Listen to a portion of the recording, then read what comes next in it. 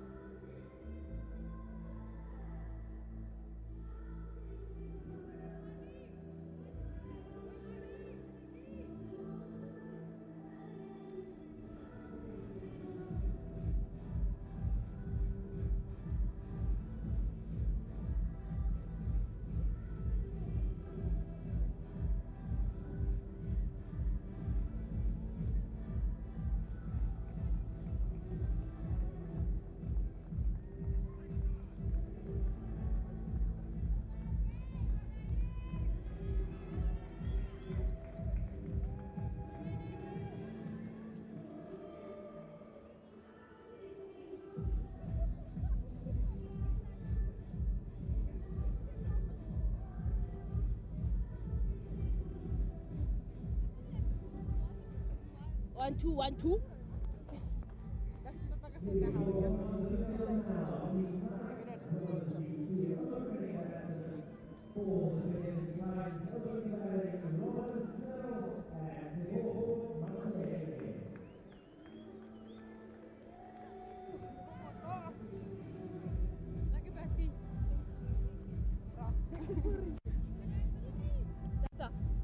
Towards you. Just turn a bit again. Yeah, middle.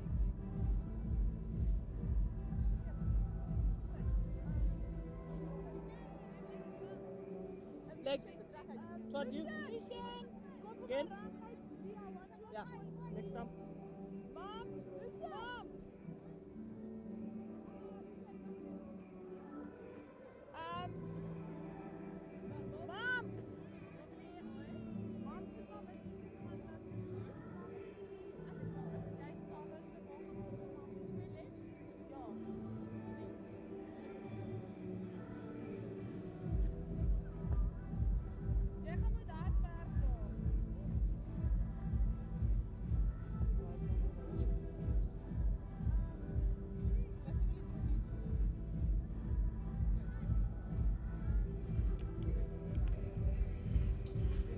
Good morning from SuperSport Park, and it's a lovely day.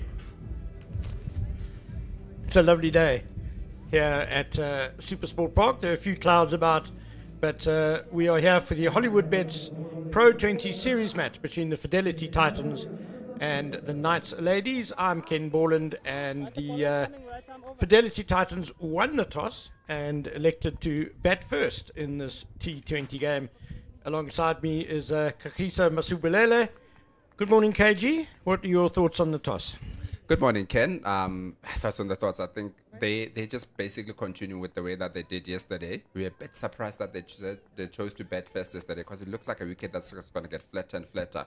But I think they believe in probably putting scoreboard pressure on the Knights. So batting first, bat heavy, and put a bit of pressure on the nuts, which seemed to work yesterday, because every time when you're chasing and the run rate looks like it's going up, it puts you under more pressure. Gazelle Janssen van Rensburg to get us underway. Robin Searle, the batter, and she's off the mark first ball with a little jab away on the leg side there. What a batting display yesterday by the Titans, led by Sunelus, really a magnificent 153. Yeah, definitely. I think they'll take a lot of positives from yesterday, positive of winning, and also the last two partnerships from the Fidelity Titans were both over 100, so that's a very, very big start. I think Robin Searle will be very happy to also get off strikes. She got a duck yesterday in that 50-over game, so she'll be happy to get off the mark first ball up. There always seems to be someone who misses out when there's a big total. And Tebogo Masheke has safely negotiated her first delivery of the game. Yeah, I think yesterday we saw a little bit of a change in the way that Tebogo Masheke is batting than previously, even where she's taking guard now. She seems to be taking guard more on mid-off, on the off stump rather than the leg stump where she used to get herself closer to the ball, because she had this tendency of just staying leg-sided of the ball. But there seems to be a bit of a change in the way that she's going. As we're seeing now, she's also taking the guard more on that off stump. It's the modern way. Nicely cut away by Masheke. There is a sweeper on the boundary who... Robin Searle's Masheke is coming back for two. Good running, good running. Very good run, and that's something that we saw from the Titans yesterday in particular. There's moments where, or phases where they couldn't really score the boundaries, but they are running between the wickets, especially Tebogo Masheke. She's very good running between the wickets. She is a keeper, so it is expected for her to be like that.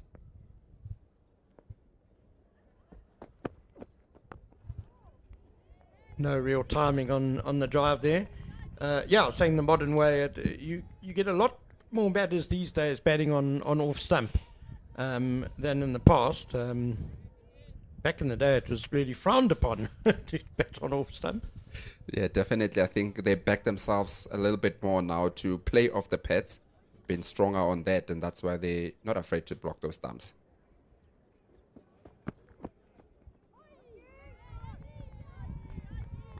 Masheke, she's eyeing the width, and she's kind of hitting across the ball. Not a really straight bat. Yeah, I think it's what I spoke about earlier, that she's got the tendency of staying very leg-sided of the ball, so she's corrected in getting closer, but that old tendency of just moving away is still there.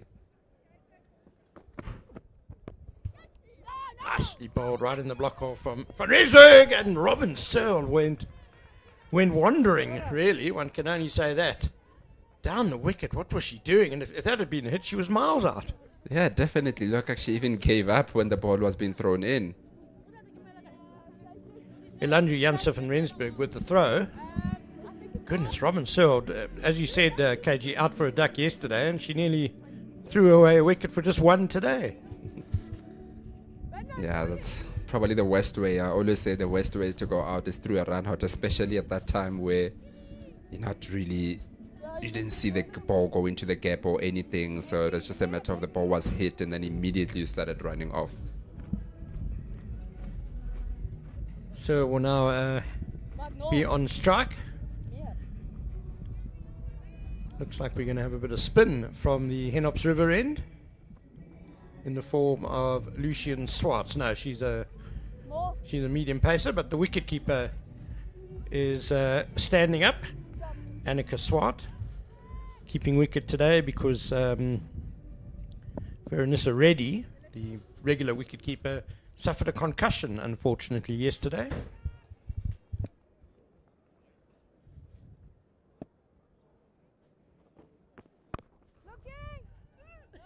Looking, you can hear the call from Robin Searle, but no gap in the covers there.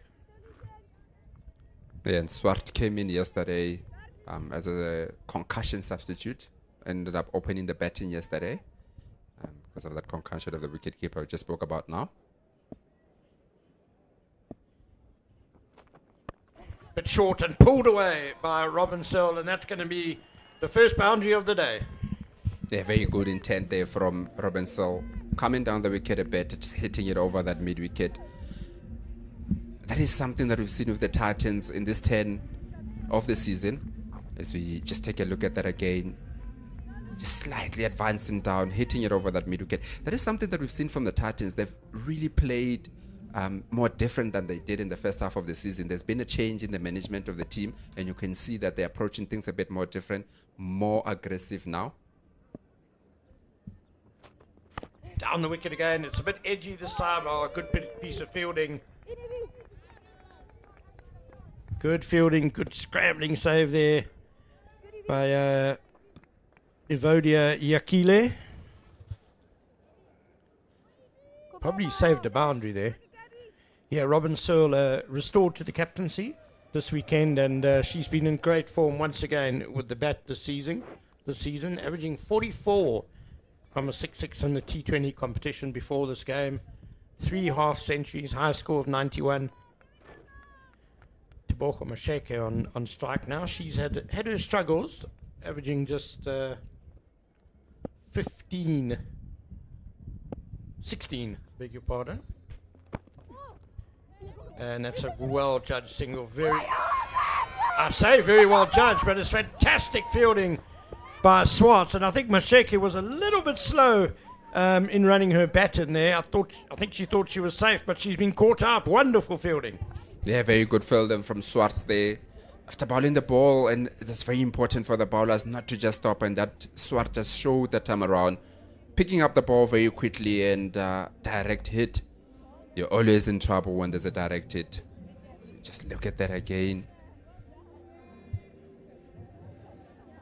It's definitely intent to run, but Tebogo Masheke looked like she just took it too easy there and didn't make her ground. Comfortably run out there from Swartz. Wonderful fielding, clean pickup and throwing almost on the turn, direct hit. And real waste of a wicket for the Fidelity Titans. That's not what you want when you win the toss and bat first.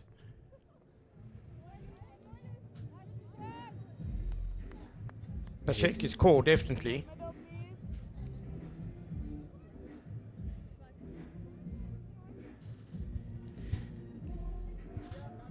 So the new batter is the Proteas star, Annika Bosch. Yeah, Nick, I think somebody also that is has been struggling a little bit with runs.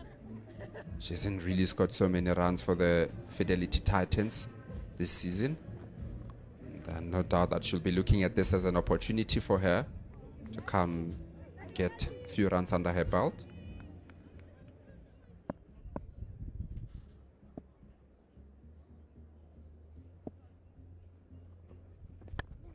Full and heaved down the ground by Bosch to long on. Nice comfortable way to get off the strike.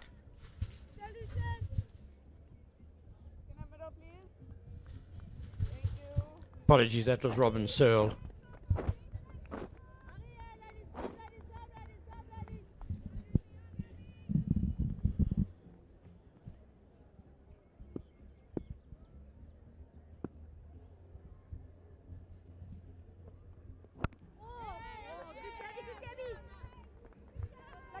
Very good end to the over by Swartz. It's 9 for 1 after 2 overs. Yeah, very good there. It's always good when you pick up a wicket early on in the power play. You know that old stat that if you lose 3 wickets in the first 6 overs in the power play, more times than not you go on to lose the match. So started very well in their second over here. Glorious day here at SuperSport Park. Not as hot as it was yesterday, but got a crowd in here today. Some good festivities around the stadium. So if you're in and around, pop in. There is also a Legends game a bit later on with the Titans Legends and Blue Bulls Legends that will be going at it in a T20 game. And we'll see the return of AB de Villiers, Mr. 360 himself. Yeah, great excitement ahead of that game. And I dare say a few of the really good crowd that are already on the grass banks here are looking forward to that as well. Steered away behind square. That's good batting by Annika Bosch. Oh, no, okay, got it wrong again. Robin Searle.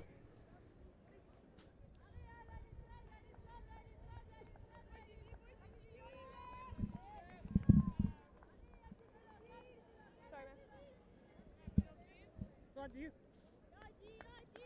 Again, just a tiny bit. Yeah, that's middle. Boundary fielders for Gazelle Janssen van Rensburg are at deep cover and long off, so obviously she'll be trying to bowl just around that off stump area.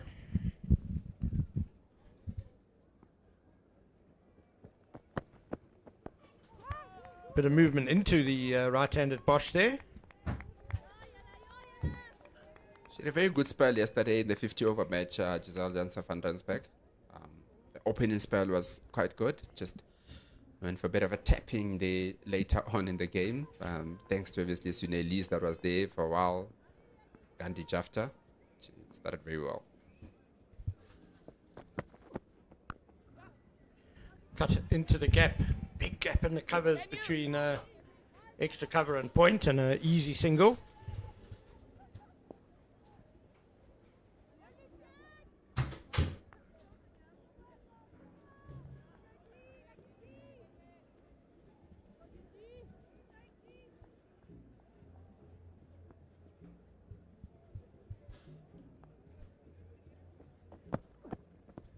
A little shuffle down and again a bit of in-swing there. And Searle beaten, swinging to leg. It's a slightly shorter boundary, I'd say, on the leg side, as the right-hander bats at the Henops River end.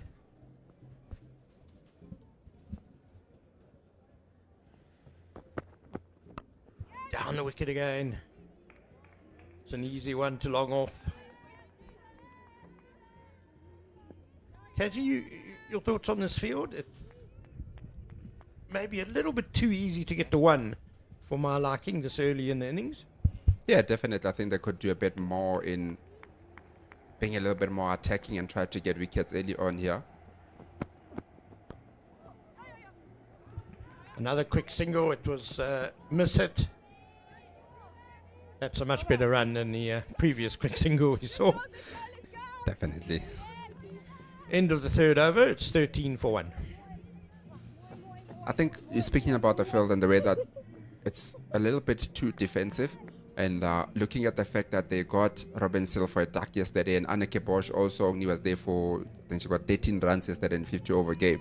So you'd expect that these are players that are not very confident at the moment after yesterday's exploits, and that you want to put them under pressure early on. But if you just let them to go for once, and then you get them to settle in the game, and they might just pounce on you a bit later on in their innings.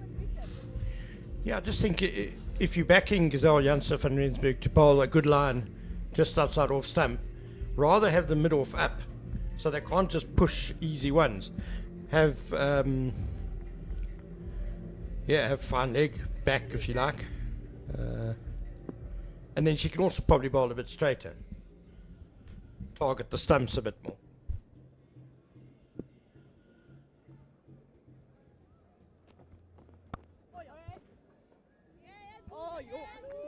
Lucian Swartz is continuing from the Henops River end. She's got a long off and almost a cow corner, I'd say, in place. Also getting a lot of mileage because she's the one that's actually fielding it, that cover sweeper. So she goes to cover sweeper, comes in and runs into ball. So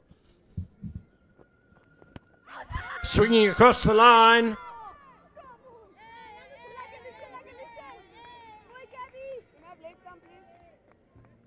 The umpire unmoved.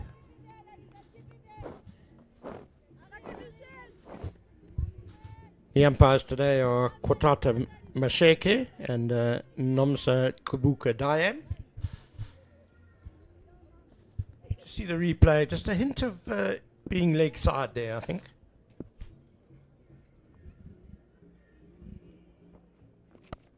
Nice and full, chipped up. Just wide of mid-on, who was pretty wide as well. yeah, a bit airborne there, but in the gap. And Nzuza is probably one of the taller players in the Knights team, so if anybody's going to get to it easy, I would probably be her.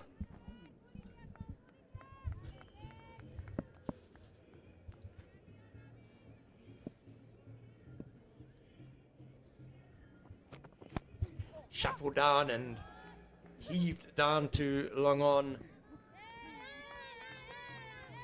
by Searle.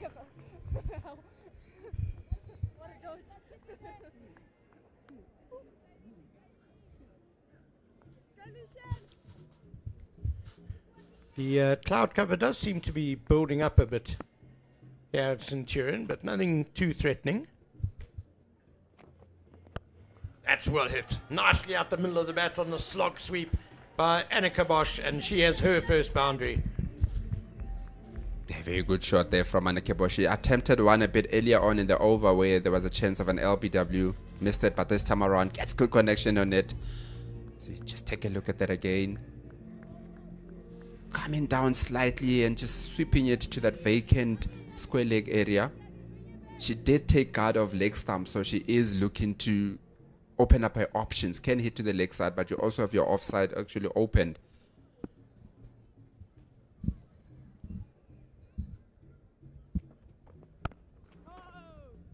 Better from Swartz, a better line. She's tending to shape the ball a bit into the right hand. There's lots of room on the leg side for the Titans batters to score. 4 overs gone. It's 19 for 1.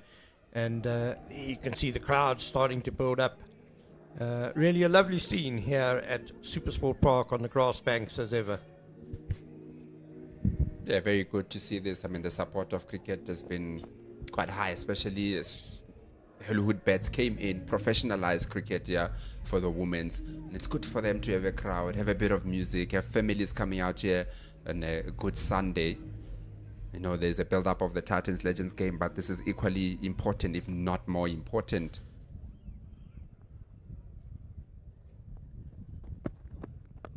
Down the wicket and heaved over the leg side ring. That's a super shot by Robin Searle, and back-to-back boundaries for the Fidelity Titans. A very good shot from Robin Searle, starting the over very well. Last over ended well, and this one started well here from Robin Searle. Taking the initiative here to the Knights. Coming down the wicket once again. This time a fuller one, hitting it over that mid-wicket for a 4. That's what I speak about. The intent from the team just looks like they want to score runs. They're not waiting for something to happen. They're trying to make something happen. And it's showing in the way that they're approaching the games. Yeah, coming down the wicket to put the bowler off her length. Again. And again, the quick single. Very good throw by Elandri Janse van Rensburg. You mentioned this game being important, KG. It's most important for the Knights, really. They're involved in a bit of a relegation struggle with the team from Southwestern Districts, Garden Route Badgers. Knights are ahead of them in the Pro20 standings, but below them in the One Day Cup. Oh, this could be a dicey single again. Oh. Annika Bosch really putting the fielders under pressure, but no doubt her coach's heart is in the mouth. Yeah, definitely, but that is the positivity that you talk about. Instead of not just coming down and batting, but the running also, there's a lot of positive intent in it. For the Titans, they are targeting 3rd place in the final standings. 2 bonus point wins in the last 2 matches could see them overtake the DP World Lions for 3rd. The Lions are taking on the Dolphins down the road at the Wanderers.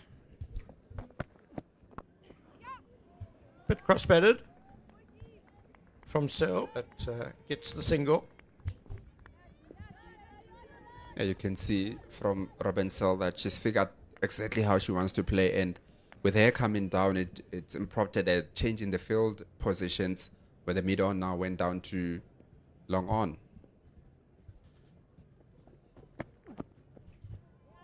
stepped across his stumps and well bowled by Janse van Rensburg, went further wide.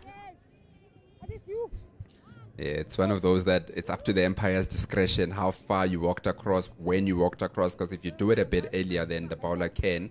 But if it's in movement of you batting, then it doesn't count as you moving across. But that time around, the umpire judged that moved too early. Then the bowler had to adjust and stay within.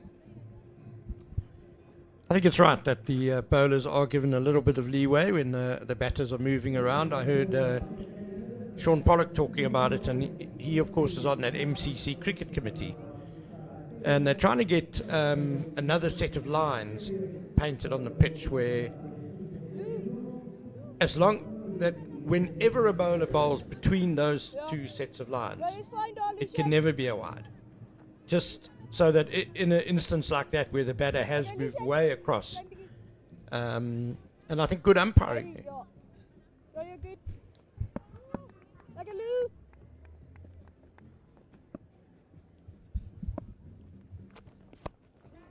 Luyanda Nzuza's first ball is heaved down to long on the bounce.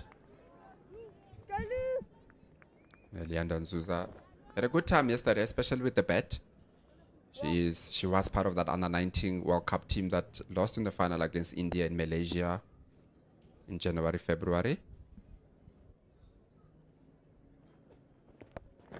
Bosch has got the sweep out again and misfielded, and away it goes for 4. Perhaps it was the loud call of yes from Robin Searle from the other end that put the fielder under a bit of pressure. So another boundary for Annika Bosch takes her to 12. Robin Searle's got going nicely. She's on 17 not out. Yeah, very good start. And Akile, they're just diving over the ball. There is something about how the Titans batted yesterday. Nice footwork from Bosch and a crisp drive, and very good batting. Straight away setting off for the one. Mid off quite deep. That was the element yesterday from the Knights, I think, they would have spoken about and tried to do a little things better. Yesterday, their fielding let them down on a number of occasions where catches that should have been taken, runs that should have been stopped.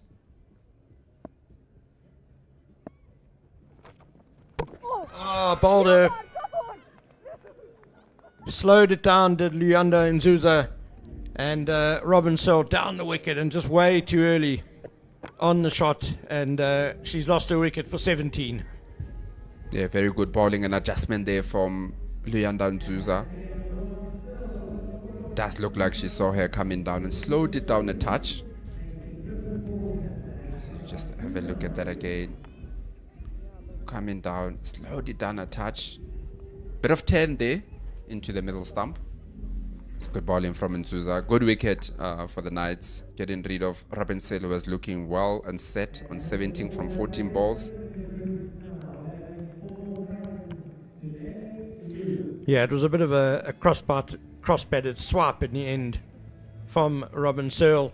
But now coming to the wicket is Sunelus, who really gave magnificent entertainment yesterday here at the same ground in the 50-over game with a superb 153 not out of just 123 balls. And she and her team will be hoping for the same. So just have a look at that again. Robin Searle threw her shot too early there. That one just snuck under the bat.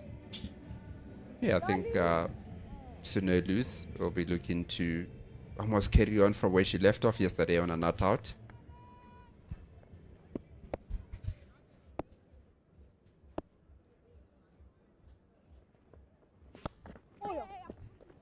Nicely flighted by Nzuza, but Sunelus is off the mark straight away. But you know what, they always say that it's got 150 yesterday. When you come back today, you are starting again. It's not like you can just continue and you have to hit the reset button and start the innings from the top again.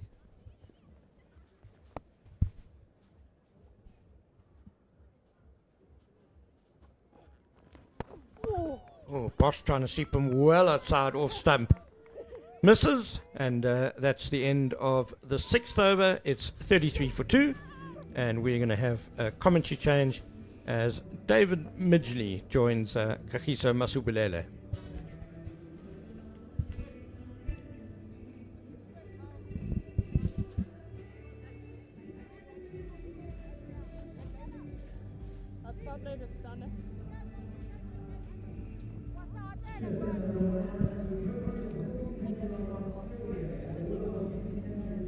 That going into the 7th over now. Looks like we'll also have a bowling change from the off-bob end with Zintle Kula coming into the attack. Bowled very well yesterday for the Knights. Bit of pressure early on when she started off. All action this morning, KG. 2 wickets falling in the power play. 33 on the board.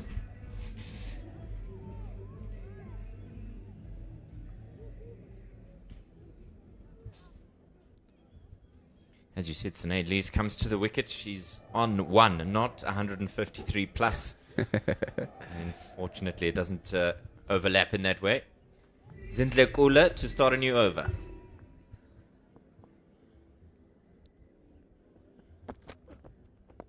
Into the pets and got it down to that deep square leg for a single from Sunelus. Yeah, I think it's going to be very important to sort of like restart again. Just understand that it's a new game. Yes, it's a new pitch. It's a new game. As we take a bit of a look at the other side, the other side of the Jukskei, with the DP1 Lions batting first against the Dolphins ladies. They're currently on 23 for 2 after 5.5 overs. Ooh. Maybe just missing there. It seems as if you bat first at the Wanderers this weekend. You're going to struggle. 23 for 2. Karabo Meso and Kirsty Thompson together at the wicket. And Jade de Figueiredo is a Portuguese surname. Just have a look at this one again. She's also come quite far down the crease. Looking for a bit of innovation this morning, KG.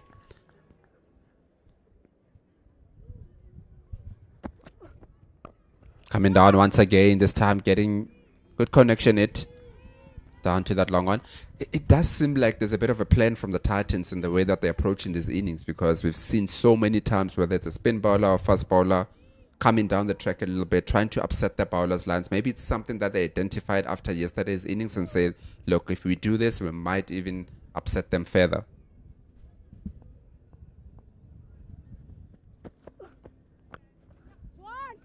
Good shot down to that cover sweeper for another single. Something you've highlighted, KG, and it's such an underrated skill and such a forgotten element of the game is fielding. You spend the most time as a team doing it, and it's the only skill that you do as a whole team, as an entire team. So hopefully the Knights will be able to improve.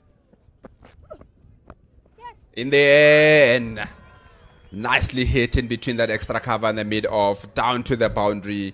Very good shot from Anneke Bosch. Was not afraid to hit it in the air, hit it in the gap also. And that brings up another boundary for the Fidelity Titans.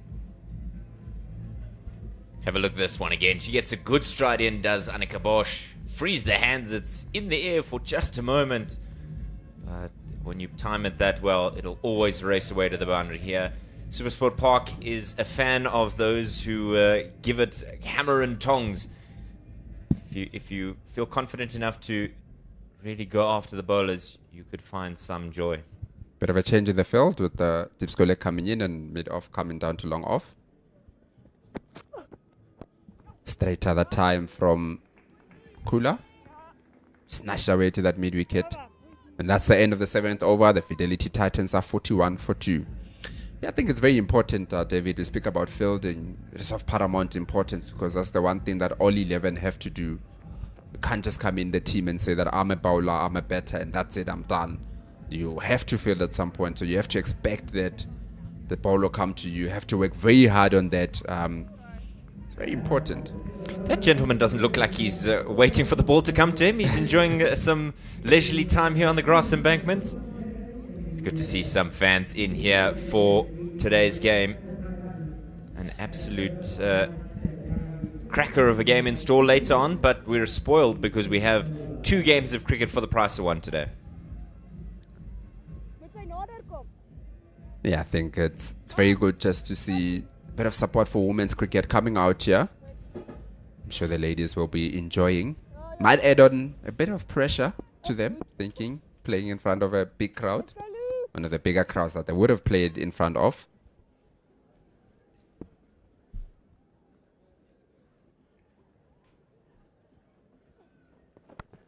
And just, ooh.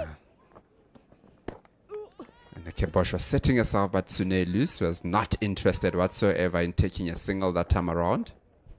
Sunelus also coming off of that 49 not out last week. At the same fixture. Nicely hit by Kibosh over the bowler's head for a single down and long off. Yeah, so 49 not out in the T20 game last week, Sunday, in Bloemfontein. 153 not out. The Knights are going to have to really stretch here to try and pry out this wicket of Sunelus. They're coming out behind now, hitting it. And that is a boundary. Very good hit from Sunelus. Getting good connection it. Getting down on her knee. She did that quite a few times yesterday in the 50 over game. Does the same thing. Yeah, just straying on her lines here is Luanda Nzuza. And the player of Sunelus' quality is not going to miss out on that one. That one was hit with some serious power.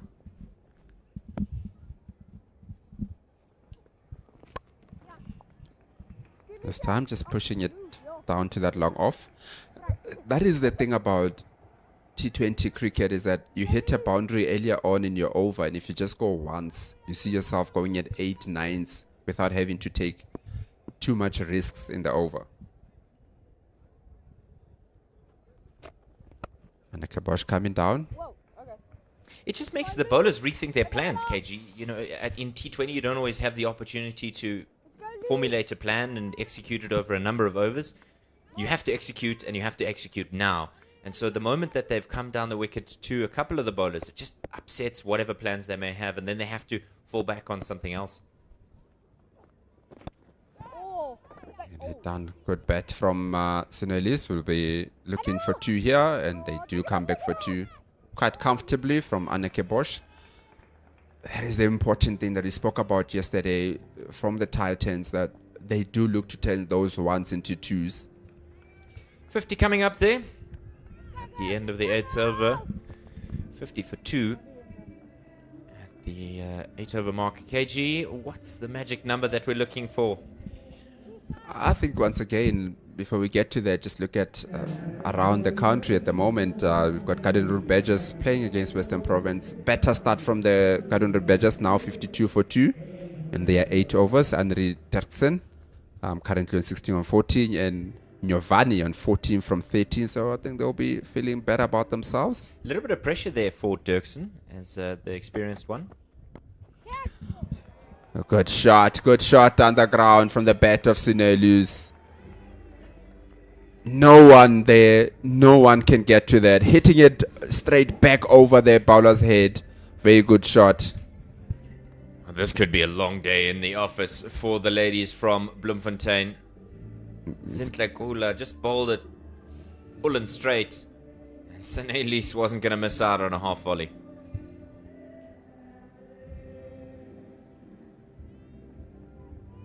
Rather, Kibosh, my apologies.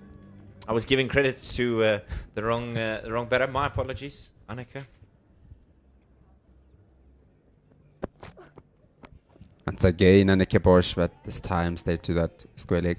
I don't think anybody can blame you for giving the credit to Sunelus. I mean, that 153 yesterday, she batted almost throughout the innings, so still have got there to speak about her a lot of times yesterday.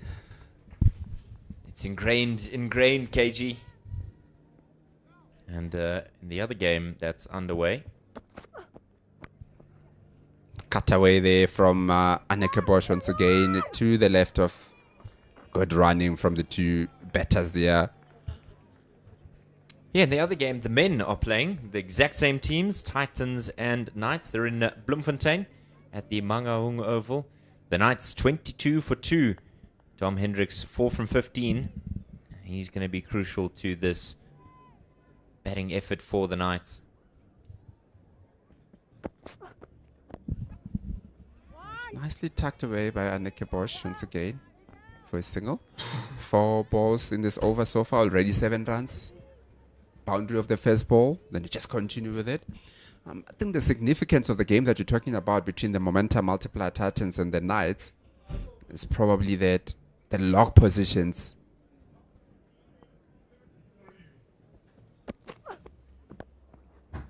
Cut away from Searle down to that cover sweeper. The lock positions, I think, are very important because the Knights find themselves second on tie with actually the momentum multiplier Titans. But the Titans are looking to win that match by a bonus point, finish above Borland, and hope that Borland lose their match, and that will propel them to number 1 and straight into the finals, which everybody is looking to do. I don't like those types of situations, KG, when you're relying on somebody else to win. Not unlike the national football team. None of us are up, 58 for 2. Yes, that taking calculators out here. Where are we? What do they need? What's the game like? If that, then this. But if this, then that. No, stressful. Good to see a number of fans coming in today to support. Good music as well. And a glorious day. It's actually a very good day for cricket. As much as we'd love a completely sunny day, there's a little bit of cloud cover overhead. So it makes it more bearable. Yesterday was humid, KG, and it was scorching hot, 28 degrees. Not necessarily from our colleagues from Division 2. Not necessarily, Limpopo side of things. Yakile into the attack. Yakile coming to the attack, and Searle's first up coming down, hitting it down to that long off for a single. Yakile yesterday didn't pick up any wickets for the Knights. Somebody that they look to with all the experience that she's had. She's been around for quite some time, Yakile. Comes down the wicket. It's a lovely stroke. Oh, that's so well done to keep it in. Really had to put her skates on there. Yeah, very good shot there from Anneke Bosch. Previous one from Searle's. Anneke Bosch also coming down the wicket. So it's definitely a plan to come down the wicket a lot here from the Titans batters. This time just nudging it to the leg side. Will they be looking for 2? Stick to 1. Good fielding. This is a crucial game you mentioned for a number of reasons. But I just want to highlight the season that the Knights have had. Coming down the wicket again. Anneke Bosch for a single. Definitely not letting the bowler settle in here. The Knights, as we've mentioned, played this exact side, the Fidelity Titans, last week and came unstuck. The game prior, their game was rained out against the DP World Lions. 2 wide down the leg side there from Yakile on a wide ball. A clinical performance against the Garden Route Badgers in early December, and then they had quite a long gap from the 1st of December all the way through to Feb. And hitting it inside out from Searle's. Pampering that extra cover boundary there. Very good shot from Searle's. Coming down and hitting it inside out. Very good skills there from Searle's. Yakile's struggles to these Titans batters continues. Yesterday she was the victim of Searle's, and once again it seems it's a bit of deja vu for the off-spinner from the Knights.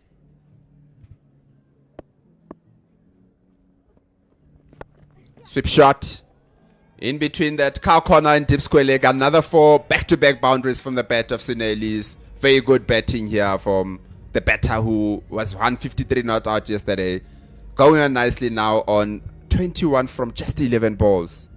I think it's important as well for Anneke Bosch to get a good score here. Searle's is on form and got to ride that when you can. Lovely shot, and a valiant attempt is all in vain. That is exactly what the Titans are doing now, taking the game to the Knights, not letting them breathe. They've still got 8 wickets in hand, halfway point. So you asked a bit earlier what would be the ideal score. You know the old cliche that whatever that you're at 13 overs, you look to double it. So looking at the way that it's going now, you would say 150, 160 would be what the Titans should be getting at with the way that they're batting. But a lot, can happen when we've got a change in bowling from the Avbob end with Yolandi Potgieter coming into the attack. First one just nudged away by Anneke Bosch. Looking for 2, very good running. Bit of gap there in between, but should have probably been kept down to 1, but it was 2 runs. Just the awareness there from the 2 Titans batters, putting them under pressure, and all smiles on the Titans bench. And I'm sure they're not quite used to having the cameras right there next to them. Ooh, and a bit of a sweep there, bit of an under edge it looks like, going down to that far leg, but stopped in. Oh, Yakile just got a hand to it and rolled it back in. KG, that'll frustrate any coach. There was no support there for Yakile. She tried to prevent the boundary and did, but then just put the batters in a position to go and follow up with another run. The danger there also is that her head was actually on the floor, so she might have also pushed it in to her head, and that's 5 penalty runs.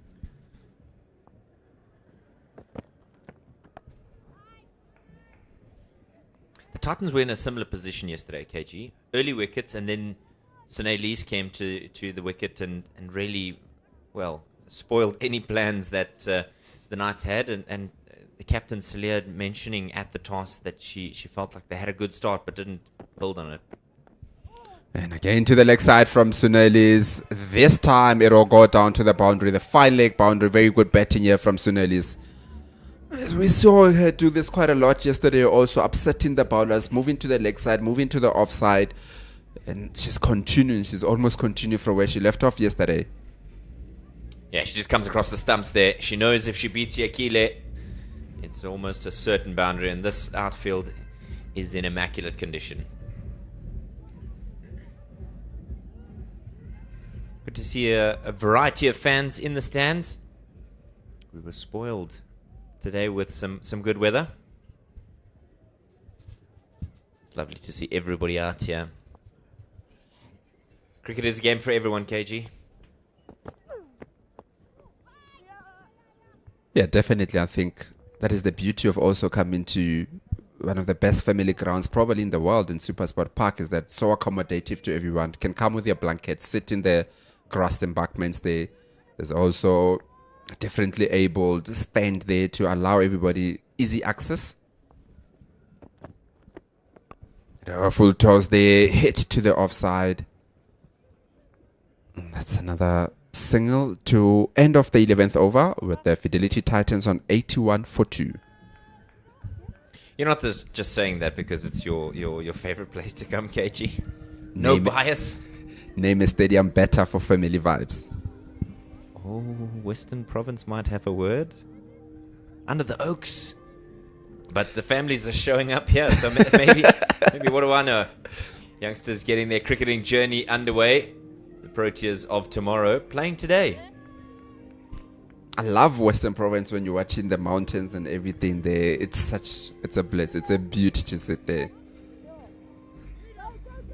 Yeah, at SuperSport Park with the family on a Sunday. Any day of the week. Any day of the week. There's also some nice braai facilities here. So you can come in after church, braai, bit of meat here. Got a change of bowling from the Henops River end with Miane Smith coming into the attack. Yeah, saw the braai smoke going up over the Henops River end. They're not braaiing in the river, but just adjacent.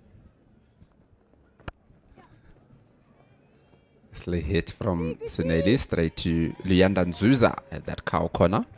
KG, is it me or does it feel like the Knights are just now containing? It doesn't seem like they're looking to take wickets. You're not going to break your partnership by allowing them to score as many as they have. 50 runs coming up for these two. And And the question, well, how are they going to break this stand?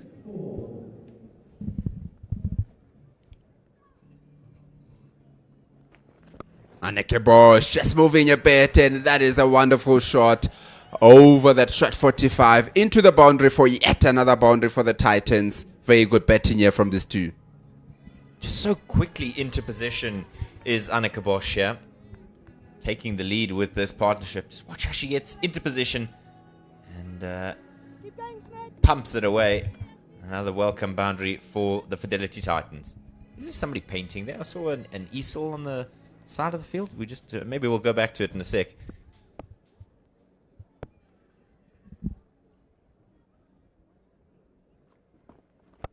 Bit of a quicker ball there from Miane Smith, but hit down to that tip square leg for a single.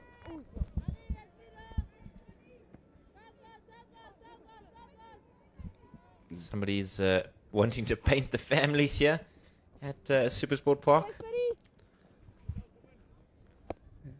So they call it Taste of SuperSport Park today. That's the theme of today. There's a couple of building blocks as well. These two building a nice little partnership here. Not little any longer, it's 55, but I just wonder where the Knights are going to find a way to fight back.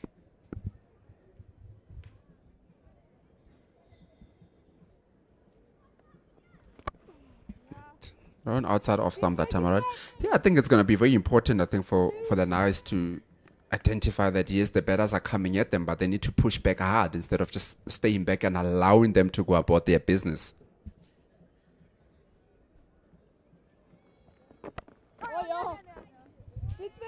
No is the call. Just to give you an update from Mangaung Oval. 23 for 3, so it's really not going well for the Knights men. The ladies are struggling as well. 12 gone. It's 88 for 2.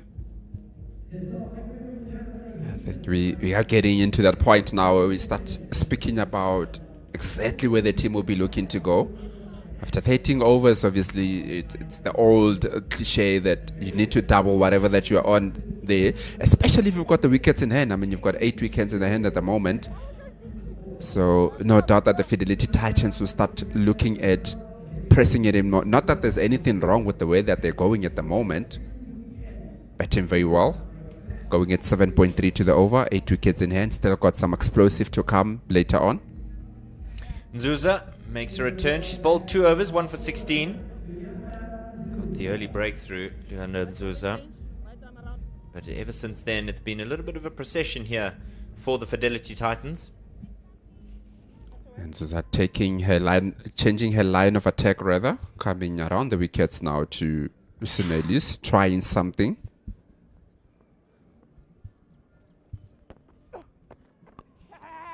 Throwing it wide, and Sunelius just hitting it to that cover sweeper for a single.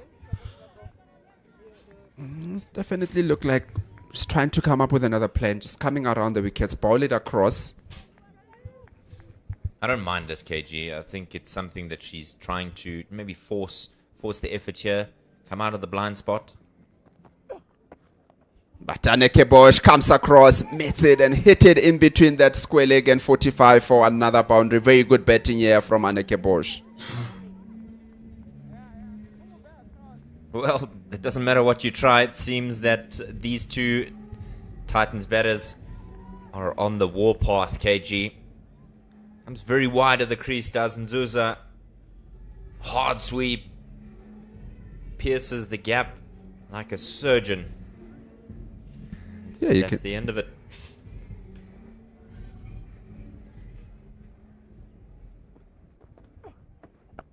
Once again from Anneke Bosch. This time hits it over that cow corner for the first maximum of the game. Very good shot from Anneke Bosch. What an absolutely brilliant shot to bring up your 50.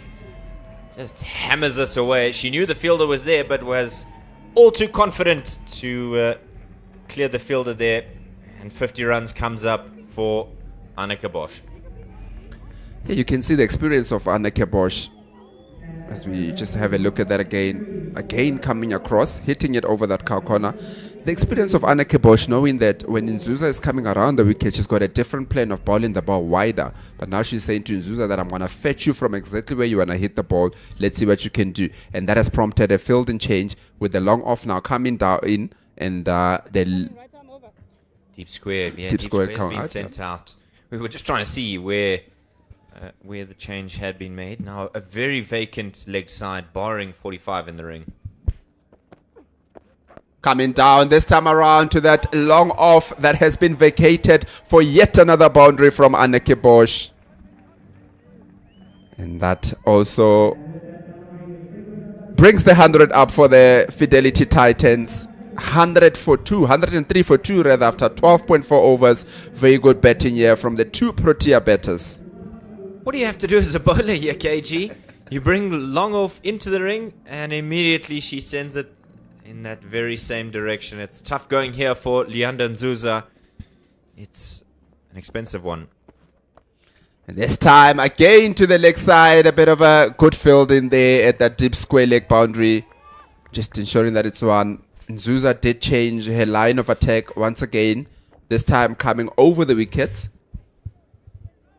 A very big over here for the Titans. Already 16 from 5 balls, 1 ball to go.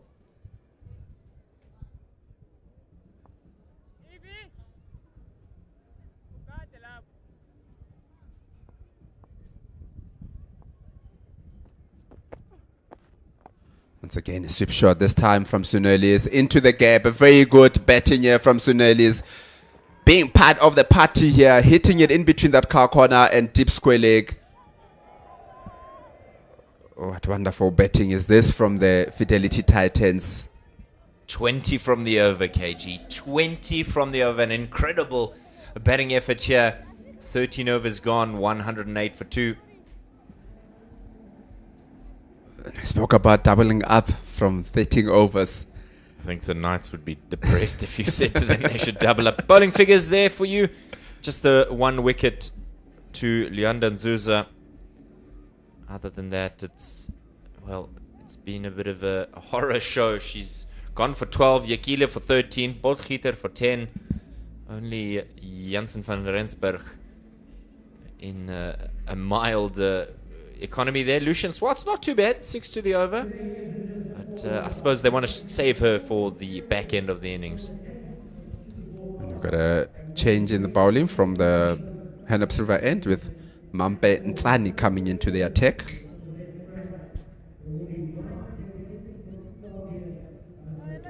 Who are you backing in the Bulls Titans Legends game, KG? Is it AB de Villiers or Victor Matfield?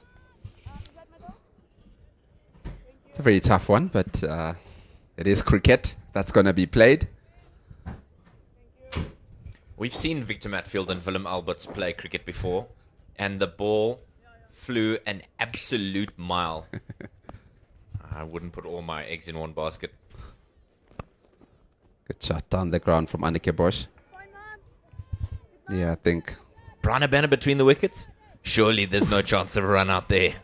Well, he must hit the ball first, though.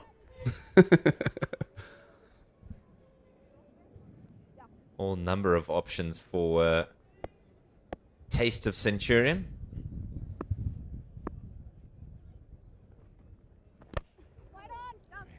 Good shot once again from Sunelis, giving herself a bit of room outside that leg side. There is no protection that cover boundary, so she was targeting that, but a bit of a misfield by the bowler, allowing the batters to come back for 2. Yeah, the awareness here from the Knights has been something to it's left something to be desired. You know, it's a basic concept in cricket, KG. You have to back up, and twice we've seen it that backing up has not really been the focus when you're fetching from the boundary and at the stumps. No, let's just use a hit to that cow corner for a single. Yeah, definitely. I think you can almost sense that both teams are almost continuing from yesterday. We spoke about the Knights yesterday. The way that they were going about their fielding is that it looks like it is just transferred into today. The Titans betting is also transferred into today.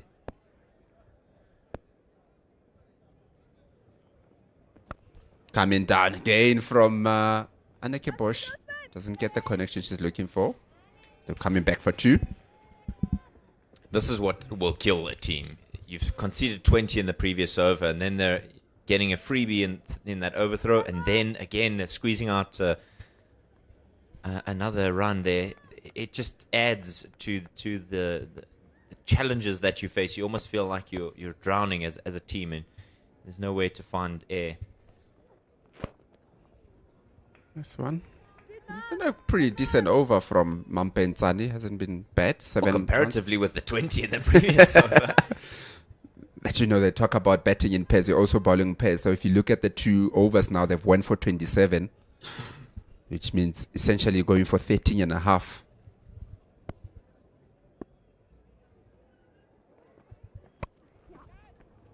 Make that 28. Bit of a freebie for Sinelis. Didn't get the connection she was looking for.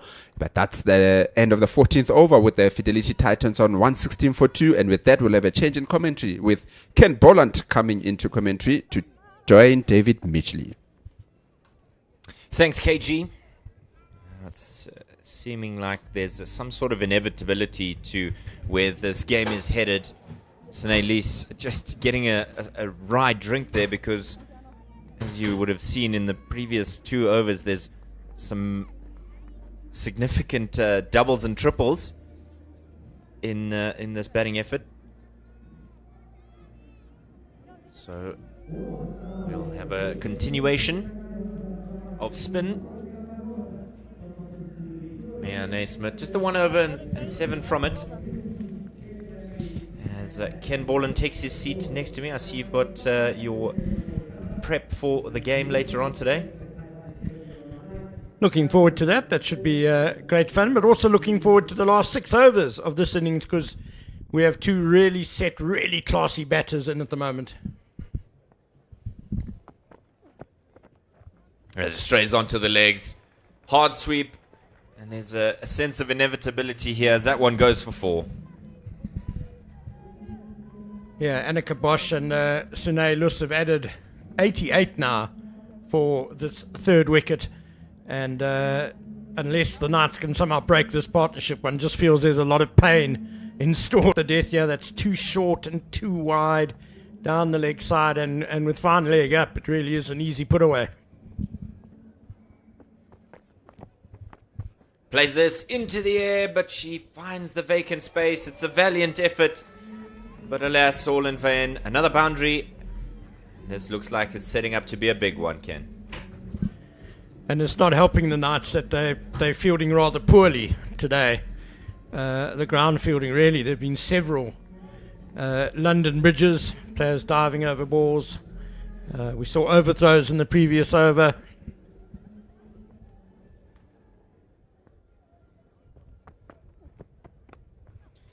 Similar type shot this time, played a lot squarer, and again it's the same result, Ken.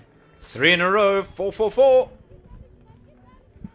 It's it's like taking candy from kids at the moment to the leg side boundary. Sune Lus 49 now of just 25 balls, carrying on her form of yesterday. The problem is, Ken, if you put another fielder out there, she'll just hit it in the other direction.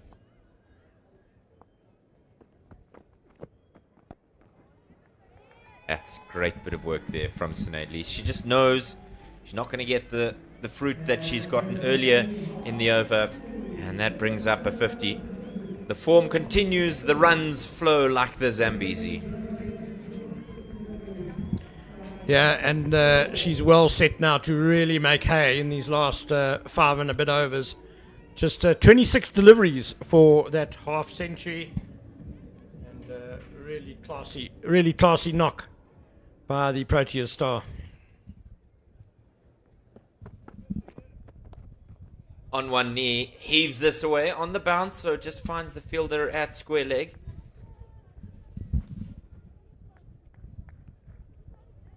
Let's have a look at that one again. That brought up Sinelis's 50. She's just peppered that boundary. She knows exactly where she wants to go, and she's going to go there every time. Down the ground. I thought for a moment she'd try and go inside out through extra cover, but pulls this one onto the onside. And the nightmare for me and Naismith is over for now. The final 5 are upon us. 1-3-1 for 2. It's a typically true SuperSport Park pitch this. There's not much turn really, and the slow pace of the Knights bowlers is really allowing Searle and Annika Bosch just to charge them, and plenty of time to pick their gaps. Just a view of that scorecard. Robin Searle out cheaply after her partner Tebogo Macheke was run out by Swartz for just a single figure score, and then it's been all the Proteas pair. Annika Bosch 60 from 42, Searle's 51 from 72.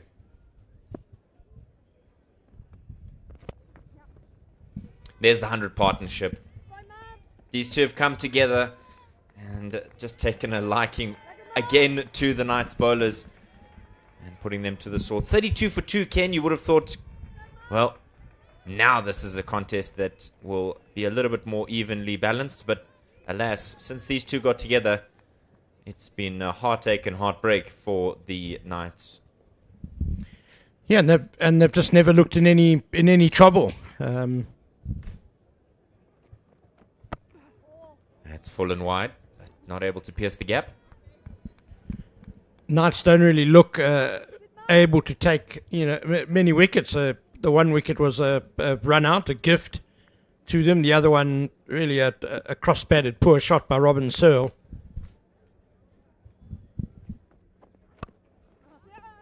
Wanted to play that in a different direction, but had to adjust and not able to break through.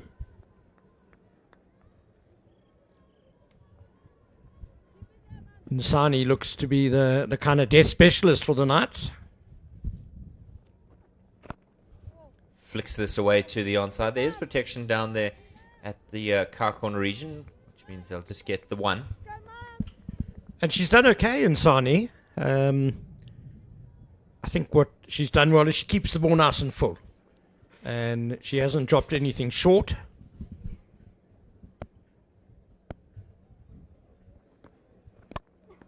In the air. And that's the end. Searle's trying to give herself some room. Hit it through the offside. And she just chips it to the fielder there. So the 3rd wicket falls.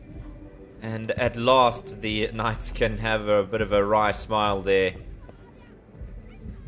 Nsani gets the breakthrough. Yeah, and she's done it by getting it right up there, really full. And Searle was trying to clear mid-off. Couldn't quite get underneath it enough. And some credit to the bowler there. Well bowled. Let's watch this again.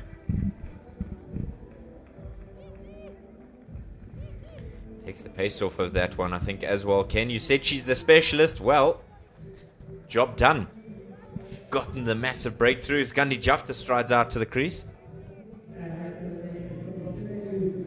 Yeah, that one was pitched just about in the popping crease.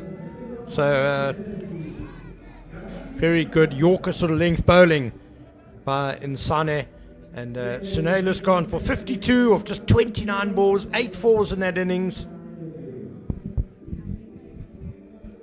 Well, the 100 partnership came up and immediately things undone. Well, they've done the job. Gandhi Jafta comes to the crease in this crucial point. Just 4.1 overs remaining in this innings, Ken, and will it be a stagnation? Will it be a bit of a handbrake that gets pulled up, or will Gandhi Jafta be able to just keep going? Well, she looked in good nick yesterday, quick fire half century. So, yeah, I think the Knights still have a long way to go in this game. Full toss and a nice way to get yourself settled.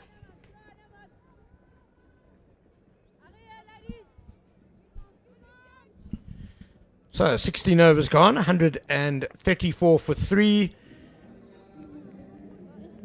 Nsani making a relieving breakthrough for the Knights, ending that century partnership between Bosch and Lus. But with 4 overs remaining, One fancies Titans are targeting 175, somewhere around there. That's what they'd want, which is going to be a stiff ask for the Knights batting lineup. What makes it worse, Ken, is that this is not necessarily a full-strength Titans side. There's one big name that's missing, omitted, not playing in this weekend's fixtures. Laura Wolfart. I think that would give many bowlers sleepless nightmares with that kind of batting lineup. Well, that's going to be the Lions' problem, because apparently Laura Wolfart's going to be available next weekend for the Fidelity Titans. If you're a Lions fan, look away now. The big Gauteng derby. That's well bowled. It's very well bowled there to start a new over. Yeah, Lucian Swartz has bowled nicely. 2 overs for 12 runs up front with the new ball. Bowls nicely wicket to wicket. Bit of shape into the right-hander.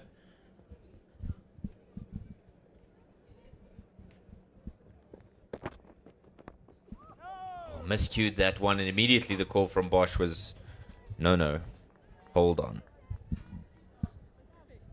Bosch targeting the leg side there, which is well protected by the visitors. There's a fielder at deep square leg, one at cow corner, one at long on. Fine leg is in the ring. We just see what's happening at Newlands. That's in the air, and it'll be a comfortable catch. Jafta's got to go, and 2 breakthroughs means that now the Knights are back in this game. Kenneth had some sort of inevitability, and you can see Zintle Gula was wagging the finger there saying, I told you, believe and you will achieve. So that's the end of Gandhi Jafta. It's a short stay at the crease. She's gone for 1 from 4 deliveries. 1, 3, 4 for 4. Yeah, nice and full from Lucian Swartz. And Gandhi Jafta really slicing across that one. And the easiest of catches for Mian Smith. As we now see another Protea coming to the crease in Masabata class. Made her name as a bowler, but has turned herself into a very capable batter. I understand she recently got 100, Ken, in the women's club system. A highest score of a 62 last season against the Garden Route Badgers. Comes to the crease with an average of 13 and a strike rate of 80.51. 314 runs in her 32 innings. As you said, she's molding herself into a capable wielder of the willow. Her initial job, of course, will be just to give Annika Bosch as much of the strike as she can. It's wonderful to see how players kind of evolve and grow in their game as time goes on. Immediately, she's given the strike. Job done, Ken. They almost could have pushed for 2 there, because long on was a bit slow to come off the boundary, letting the bowler Swartz do the work. Common sense, I suspect, prevailing there, Ken. Yeah, Bosch is going well on 61 or 45 balls. She needs to face the majority of these remaining 21 deliveries. Oh, just beaten her on the inside. That's gone through the keeper. And that'll be buys. 4 of them, Ken. Kept a bit low, that one. Swartz is of no great pace and a shortish lady. So unlikely to get a lot of bounce. But I fancy that one just kept a bit lower than Annika Bosch expected. She won't mind, though. 4 more runs to the tally.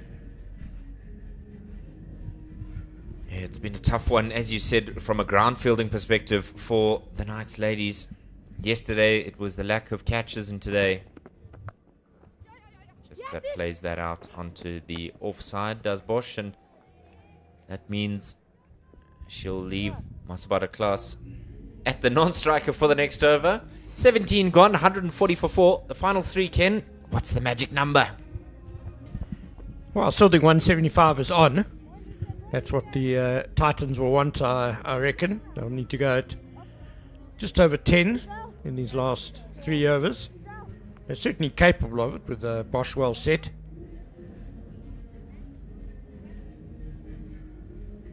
Yeah, 62 from 47. Maybe a little bit more introspection required here from the Knights. They've gotten the breakthrough. They've done the job of breaking that crucial partnership and following it up with the proverbial bang bang. What then is the next step? Well, we'll just have to wait and see. My suspicion is to starve Bosch for the strike.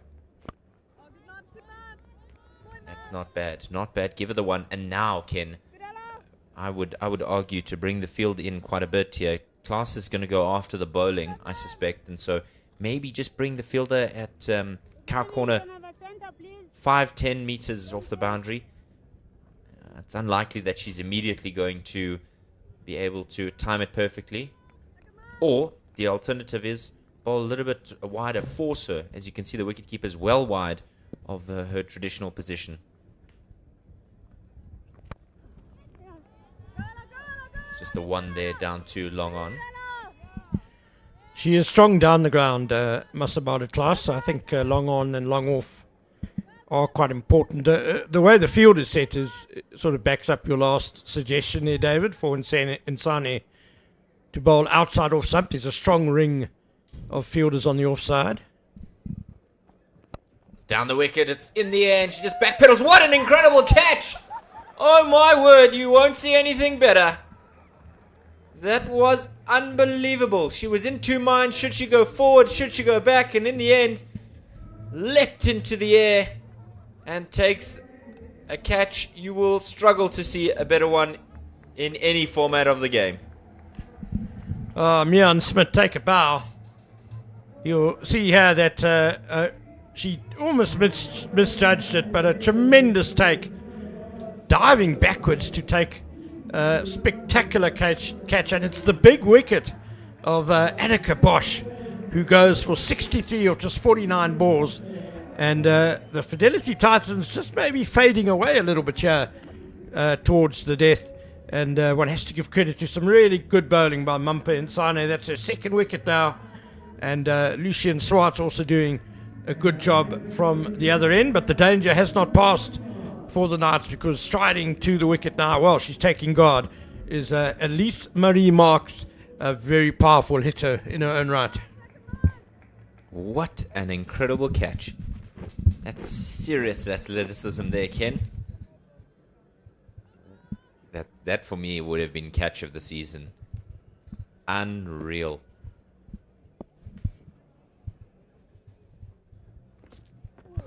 Just pushes at that one, does Elise Marie Marks. This is good.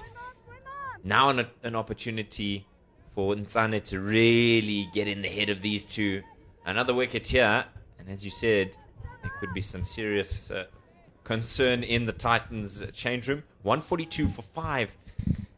I wonder if 160 is even possible at this point. Clearly a plan here to try and bat outside the crease and upset the length, but again, I would argue, as some of the fans get their time on TV, I would argue maybe it's worth just taking a step back into the crease when you start, and as the moment the bowler's about to release, step back deep into the crease so that you can hit from a standing start. This is played, beats the fielder in the ring, does get a bit of a hand to it, so not completely beaten, which means just a single. And 18 overs have been completed. 12 balls remain. It's 1-4-3 for 5. I think what Insane's done really well is her control of length has been really good. Despite Mark standing well outside her crease there, the first delivery she bowled was a really good length. She's mostly been bowling quite full, but that first delivery was that sort of in-between length. That the batter, first ball up, it's a tough one to get. Wasn't too sure what to do with it, and how it missed off stump, I don't know. It was really, really close. And then next up, Insane got it right up into the block hole again of Elise Marie Marks. That Mumpa Insane and Amir Naismith combination, deadly, Ken. The first two fairly comfortable catches, but that third one, and An absolute blinder by Miane Smit. Swartz to bowl the penultimate. As you heard there, right arm over. Long on, long off back. Mid-wicket and cow. This is scooped away onto the onside just for the single. So everybody is waiting to protect the boundary on the leg side, barring Yekile at short 45 or short fine leg. Expect it to be full and straight, Ken. And that's short and getting away with it there. Yekile throwing to the bowler's end and hits the stumps as well. But Masabata Class is far too comfortable at that on-strike and swatting away in anger. I don't know if she was swatting away at what she should have played, or rather there was a giant critter giving her some concern with the rain and the heat. Can you never know?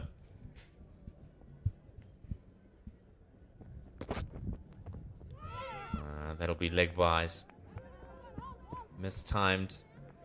She steals one.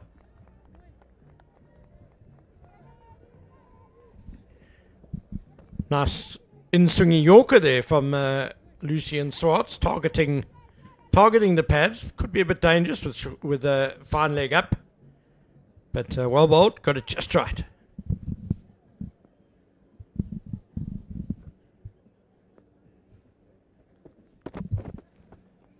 A little bit of width this time and too much for the umpire, who just signals wide ball.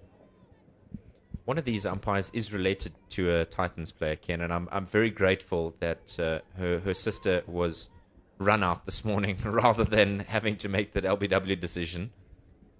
I don't think the Sunday dinner would be a polite one if that was the case. Boulder! Trying to play across the line there, Masabata Class. Trying to force things along here. And the wickets keep tumbling here at SuperSport Park.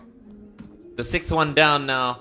147 for 6. Maybe a bit of a change in pace there to upset the apple cart. Yeah, Lucian Swartz has deserved that. She's bowled really well. There have been nice slower balls in this over. Unfortunately, one of them was wide. And that one just angling in. It's a good length. And Class is just swinging fairly wildly across it. But Lucian Swartz targets those stumps a lot.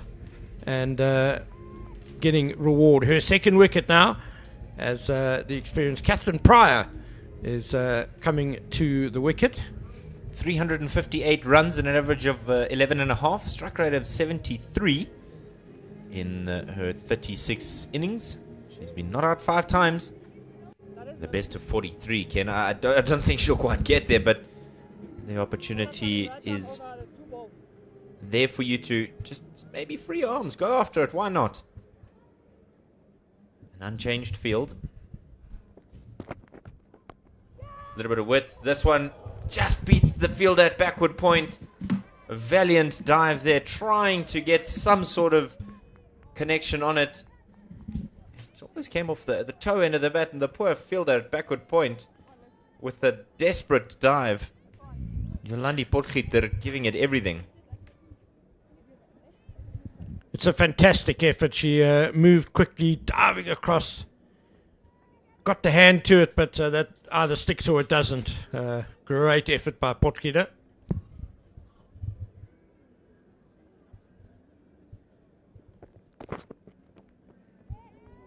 Oh, just bamboozled Pryor there with the pace. The over's bowled.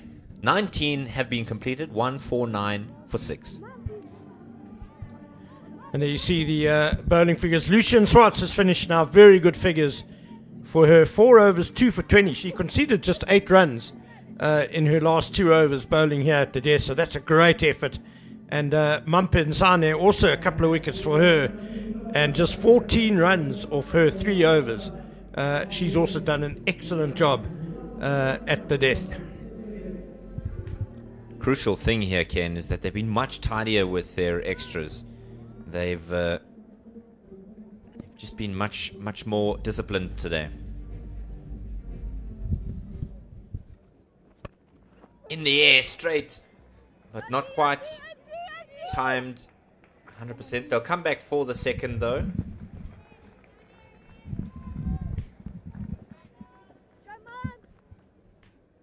So the final over, 5 balls remaining. Marks on 5, Pryor on 2.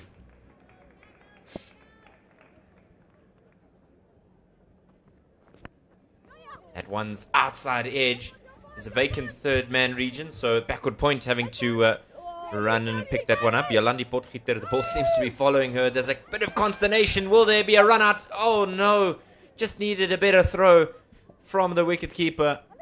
Annika Swart just needed to hit the stumps there, but some danger here late, Ken. Yeah, the Titans running between the wickets hasn't always been top drawer.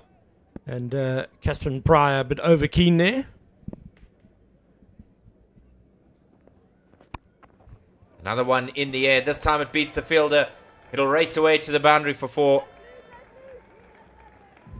Not afraid to go after it is Elise Marie Marks.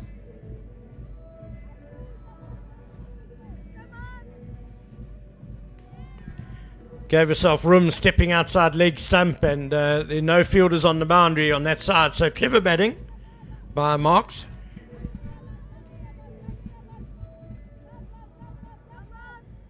Final 3 deliveries here. 8 from it. Gives herself a bit of room and then hits to the onside. It's the double bluff. They're going to run 2 here. Catherine Pryor immediately turned and she was on her way. That's good running and good awareness of where the fielder was out there in the deep. Yeah, you see Marks giving her a thumbs up there for her efforts. Marks probably the right person to be on strike here at the end of the innings. She's known for her big hitting, the Proteas all-rounder.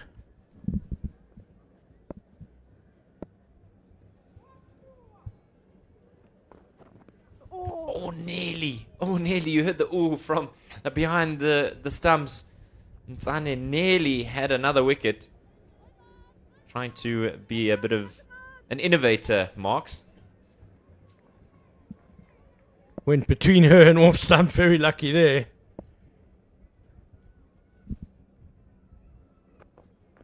This time a little bit more conventional. Scooped up in the air. Miane Smith could have had another one, Ken. This time it falls safely onto the ground and they'll run through for just the 2. So the 20 overs have been completed. 161 for 6. It was off the back of that wonderful partnership from Annika Bosch and Sine Luce. We're going to be doing some interviews down on the pitch side with our man KG. Just having a look at that scorecard, Ken. The Titans winning the toss, batting first. Bosch and Luce doing the job for them. Yeah, that partnership of over 100 between Bosch and Luce really setting up the innings quite superbly. 101 they put on in just over 10 overs. 10 overs and 1 ball. So it was fantastic stuff by the 2 Proteas stars. But the Knights will be pleased that they clawed things back at the death with Lucien Swartz and Mumpy and Sane both bowling really well and sharing 4 wickets between them. So let's head on down to the field where KG has got Robin Searle with him in just a few moments. They'll be sharing their thoughts on how the game's going.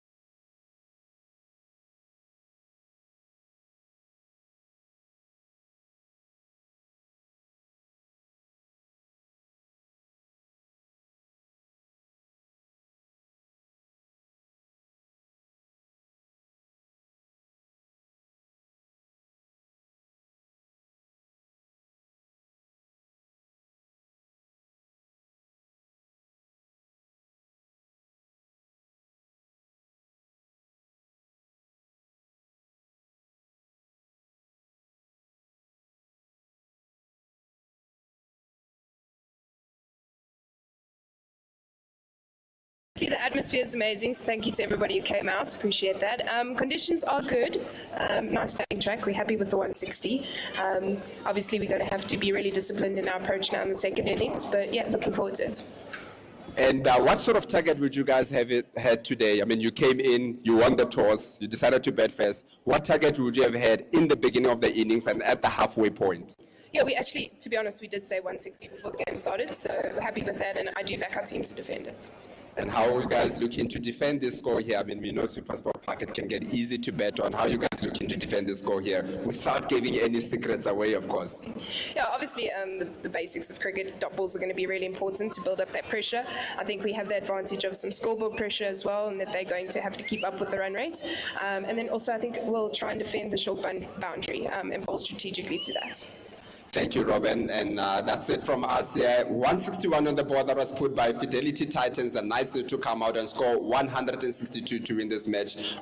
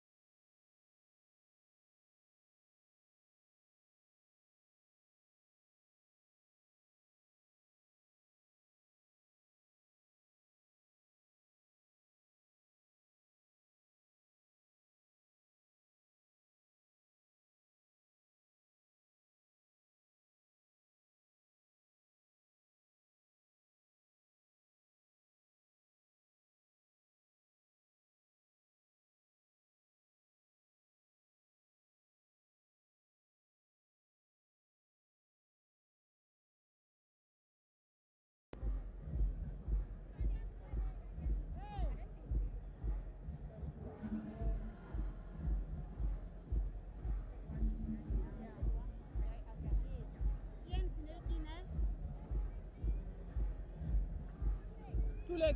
That is two leg.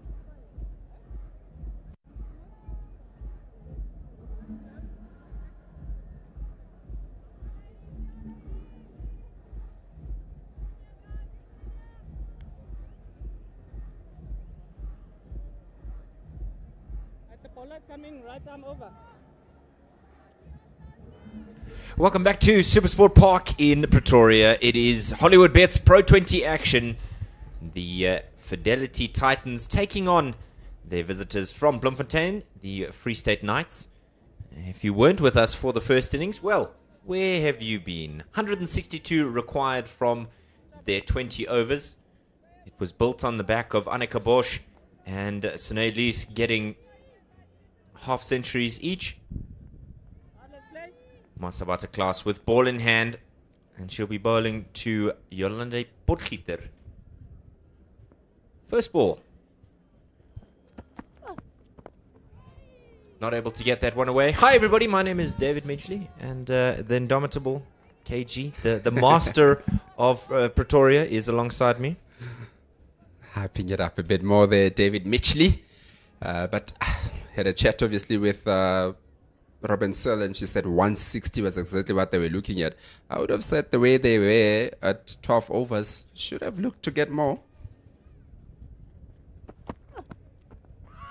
Oh, she's played it on. Massive wicket. And classes all smile. Yeah, classy ball there from Klassen first up. Second ball. Yesterday, she also started with a wicket, I think, in the second over, very early on in the inning. So, similar type of patterns that we see in this game here. As we just take a look at that again. Bit of an under edge there from the batter, Potgieter, into her stumps. It's a good start from the Fidelity Titans.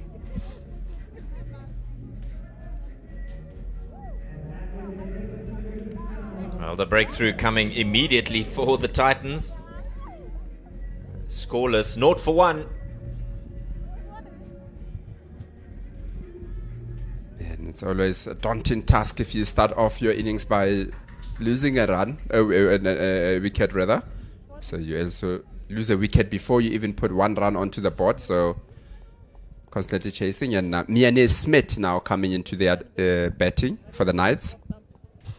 Just a quick squiz over to the men's game between these two sides. The Knights 82 for 4 after 20 overs.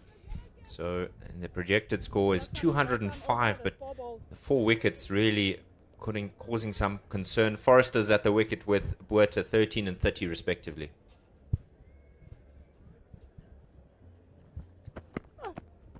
Masabata class, and that's the second wicket down. Very good bowling from Masabata class, attacking the wickets here, hitting the off stump. And that's not for 2 in 0.3 overs, David. 2 and 2. Wow, it's really going wrong for the Knights at the moment. Not a single run on the board, and Mia Naismith wasn't going to stick around, immediately on her way. Just mistimed that one, and the stumps are taking a battering. Take a look at that again. She was looking to hit first one out of the ground here, Mia Smith. Ran off, looks like she was in a hurry. Bowled first ball, running off the field. Now an opportunity for a hat-trick, KG. It's going to be a big ball here in front of a crowd.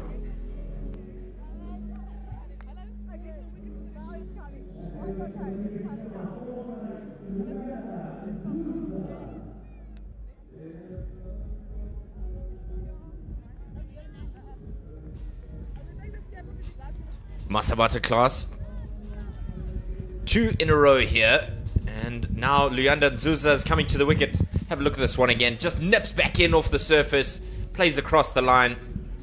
And Mia Naismith, maybe buoyed by her brilliant catch earlier, was looking to hit the screws out of it. Now Nzuza having to face the hat-trick ball with nothing on the board.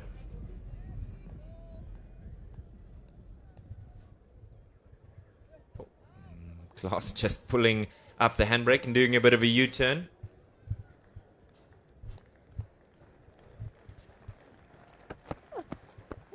Oh, the crowd crowd was getting behind her there, and Zuza was adamant, defiant in letting that one get through. Definitely don't want to be a hat-trick wicket in front of a big crowd like we have here today. Very good bowling from Masaba Tatlas, bowling wicket to wicket, not giving too much away. Like that offside is packed. Not an easy place to get singles here.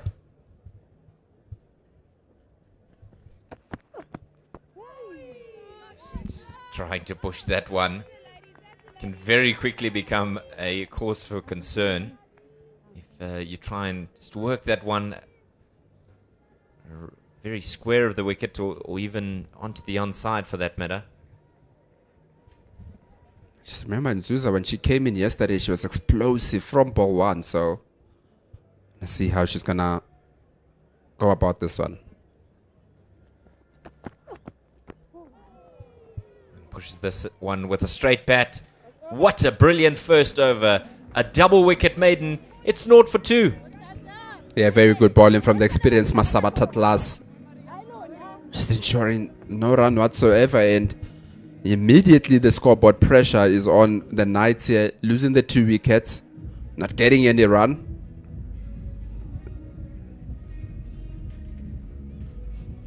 KG, would you be panicking in the Knights dressing room?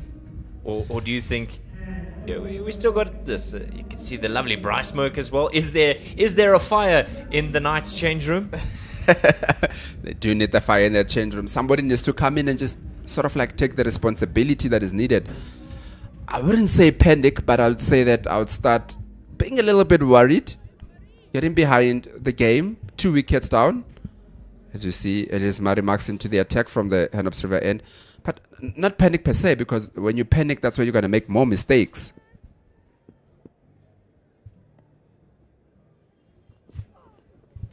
Just fishes at that one.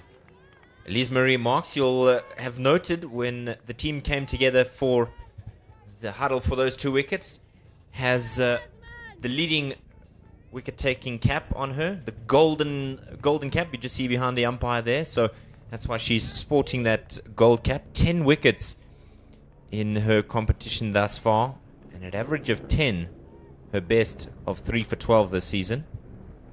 Just 6 games. She'll be on the hunt for number 11. And I think this kind of performance is exactly what she needed. I mean, spoke about her making her debut for the Proteas last season and didn't go make the World Cup squad. And a couple of squads after that. But I think now she'll be looking at putting her hand up, and she's certainly done that this season whenever she's got the opportunity. So it's very good from her.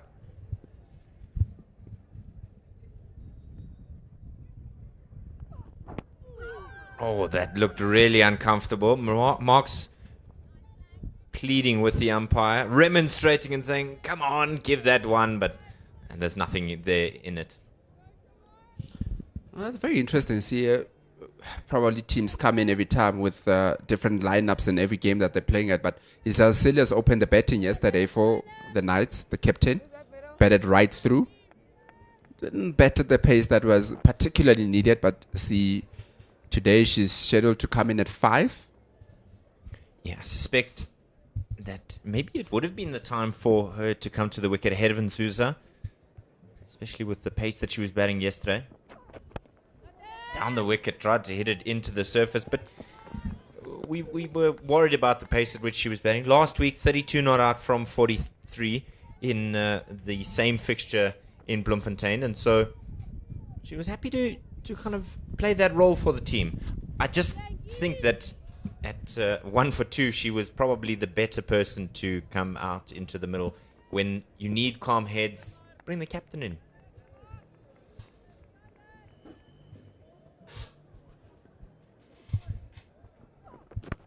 Short, pulled away onto the onside. It's in the air, but it'll fall comfortably out there in the deep. And just one. Surprisingly, I thought they would have looked to go after a second there. Yeah, and something that we spoke about yesterday also. Just look at how the Titans go about it. They go very fast. But just on your point, with not for 2, coming in here, you need somebody that can anchor a little bit. It's a T20 game. It's not too long, but you can take 2 overs to reset a bit. Oh my goodness, she's absolutely bamboozled her. Janse van Rensburg trying to push at that one and is beaten on the outside half of the bat. There's plenty of 2s going around. 2 overs gone, 2 for 2. It's a bit of a rhyme, a bit of a hip-hop song here, rhyming. 2 for 2 after 2. I would say it's very surprising also to see Van Rensburg trying to charge Elise Marie Marx a bit. She's probably the quicker of the bowlers from the Titans setup. So you would say that's the one bowler that you feel that you want to give yourself a little bit more time. And coming down to somebody that is as quick, you're giving yourself less time to actually be able to hit the ball. So it's a very surprising tactic to do against one of the quicker bowlers. Probably in South Africa in women's cricket, she's one of the bowlers that bowls very heavy balls. Class from the F-ball bend. Oh boy, she's got her, has she? Looks like the bells have been dislodged. Another wicket for Masabata Class. Yeah, the bells have come off. There you go. Celebration coming. There was a bit of confusion between the players, but we've called it. And another one for Masabata Class. 3 for 0 are her current figures. I don't think you're ever going to be able to get the ball out of her hands. Great work from the senior player. Just take a look at that again. Yeah, definitely hitting that leg stump. You can even see the deviation the ball took past Deborah Macheke there at the back. So very good bowling from Masabata Class.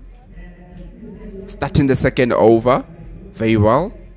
As good as she started the first over. So the spark of battle here. Their Knights need a lot now going forward. Still no Isel Silas. Instead it's Sintlekula. Wonder why. Maybe she came undone in the field. Hopefully she's in a good position with her fitness. Well, we'll just have to see when that time does come. Sintlekula, I don't know if I want to walk out there at this point. She's got not only a mountain, probably Everest ahead of her here. 160 runs to win, and they're already 3 wickets down with just 2 on the board. Yeah, very big mountain here for the Knights to climb up. We've got 2 bowlers that are coming in Elise Marie Marx and Masabata Class, who are 2 nationally contracted players that haven't made the squads recently. So they're definitely looking to impress and put their name up in the pot again.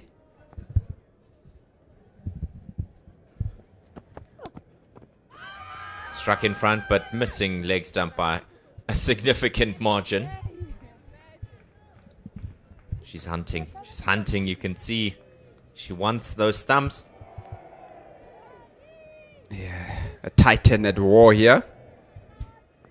Masabata Class, just take a look at that again. Just probably going down, but there's a plan, and the plan is to hit the wickets. It's a clear plan. Oh, nearly. Just miscued off the inside edge. You can see both in the batting and the bowling for the Titans that there's clear plans that the way that they're looking to go about it. The batters were looking to charge down and walk around a bit. The bowling, it looks like, especially from Masabata Class, is to hit the wickets.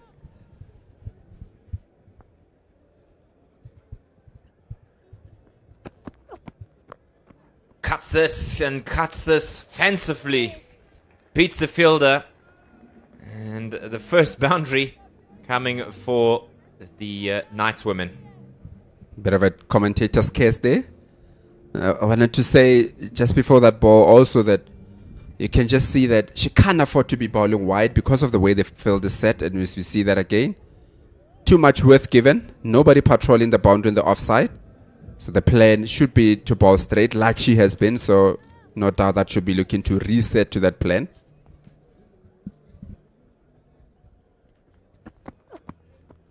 And this one's wide down the leg side. So trying to go after those stumps again, but the line just a little bit askew. Use the facilities is the call out there in the middle. Just trying to encourage.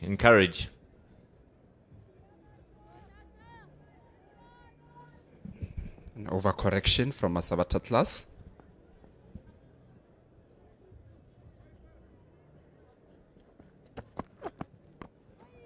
That's much better.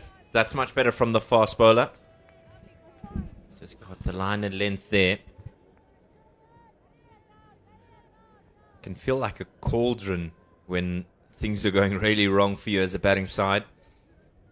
On the best of days, but today, KG, with the number of fans that are out there, my word, it really can cause some bullets to be sweat. And, well, the pressure getting the better of class here. 2 overs that have been brilliant, barring those 1 or 2 wides.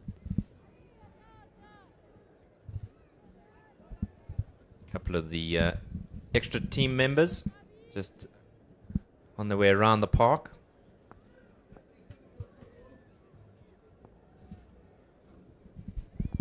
One of the under-19 stars there, Simone Lawrence, with the team.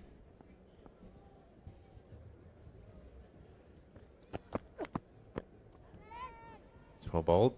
Isn't able to beat the skipper there, close in. 3 overs have been bowled. We've had everything. Wides, wickets, and a hat-trick opportunity. 3 gone, 8 for 3. David, at this time of the game, the way that it is, and Masabata, the way that she's bowling, normally you come with a pre-plan that you're going to bowl 2 up front and bowl 2 at the end. But with 3 wickets down, would you say the temptation would be to say one of the fast bowlers, especially Masabata class, the way that she's bowling, that she just needs to finish off? I think you're going to have a serious task ahead of you if you want to remove the ball out of her hands. Why not? Let Marks bowl her too and then make the decision from there. That one toying with the wide line. But yes, Masabata class, let her bowl her 4 overs for the day.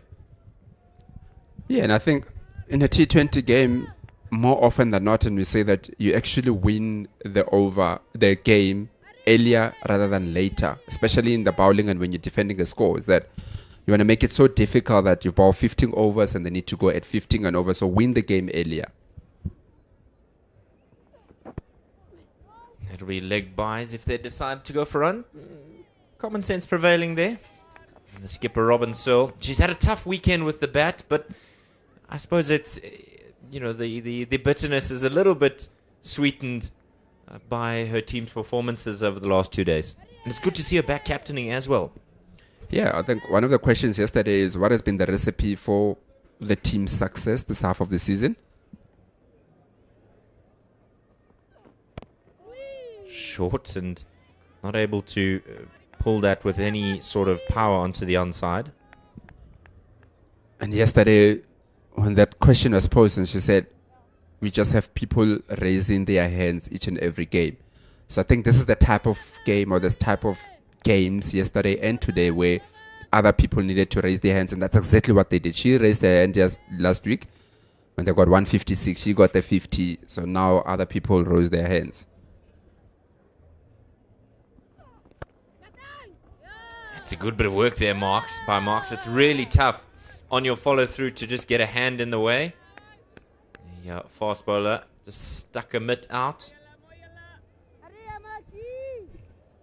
Feisty fast bowler to Ed. She's just one of those that she's constantly in your face, whether it's the ball coming in your face. If the ball is not coming in your face, she's definitely coming in your face. So she's just one of those that's just there.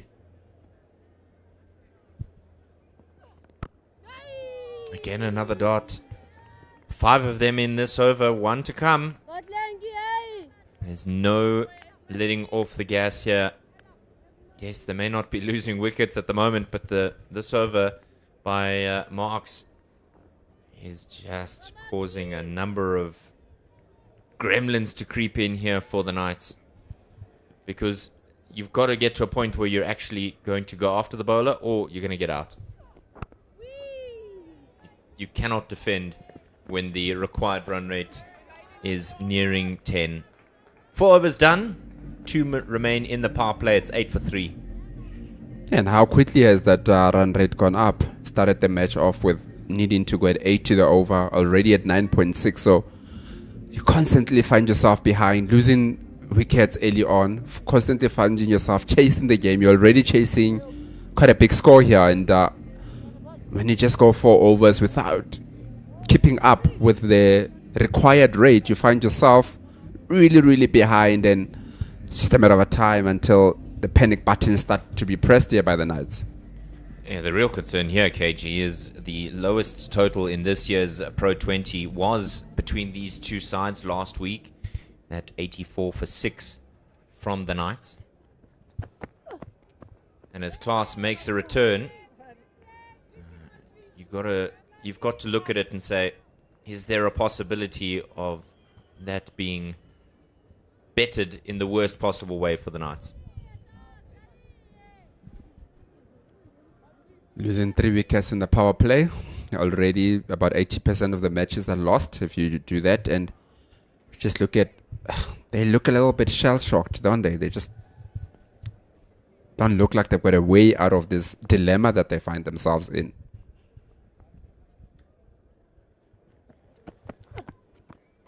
Oh, that one just skewed into the toe.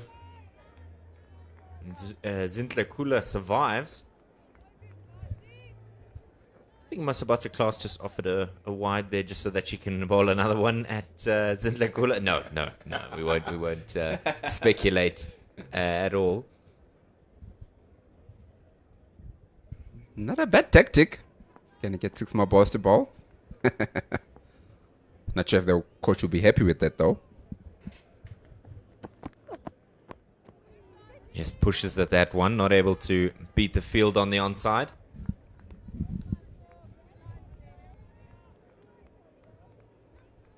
Really is good to see the fans coming out here to support the ladies. And they've been spoiled with an incredible Titans performance. Yeah, definitely. That's what you want to do. Come home, see the home team doing well. It's also very good for the ladies because I saw a couple of spectators asking for signatures, so it's great.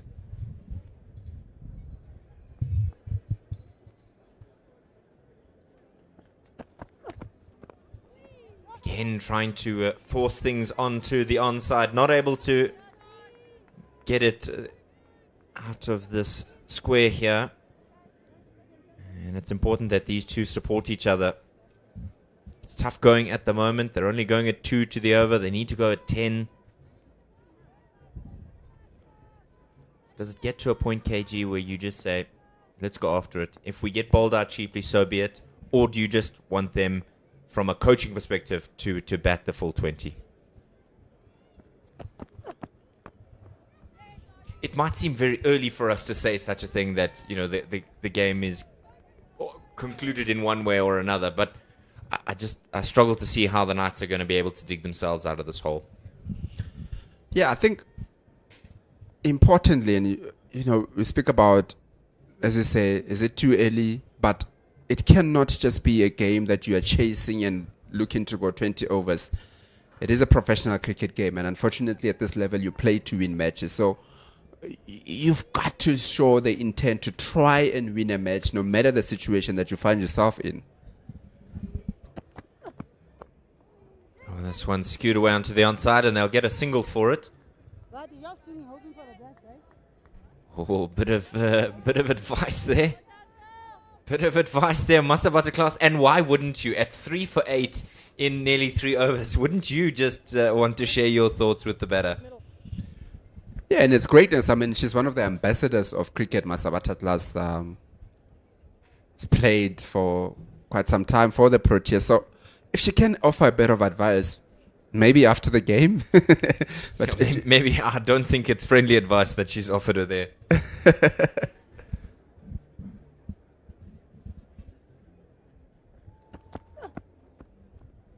Oh, wide ball. Now she's remonstrating with herself. Now she's getting in her own head. You can just see she's a bit frustrated. She knows she should do better. The 2 wides in the over, take those away. Another brilliant over, but just those wides, KG. You can see she's upset with herself. Always good. The last ball to close it off nicely. Maybe she just wasn't ready to close it off.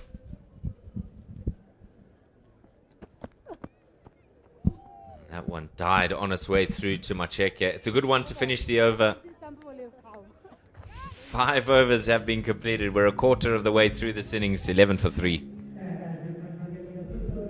And just looking at where the score is at the moment, the Titans a little bit earlier on got 161 of 6 with Anneke Bosch getting that 63 of 49 and Sune Lees getting 52 of 49. The pick of the bowlers was Lucien Swart with 2 for 20 in 4 and Mampensane 2 for 26. And currently the Knights are 11 for 3 after 5 overs, having lost the wickets of the 2 openers going out and Luanda Nzuza also. Change of bowling as Lees Marie Marks is going to be replaced here. Some more spin. And we saw the night spinners really being punished to all corners earlier today. But now Paulina Mashishi is the one who's going to be tasked with continuing the strangulation of these Knights batters. It's one of the most economical bowlers in the 50-over format.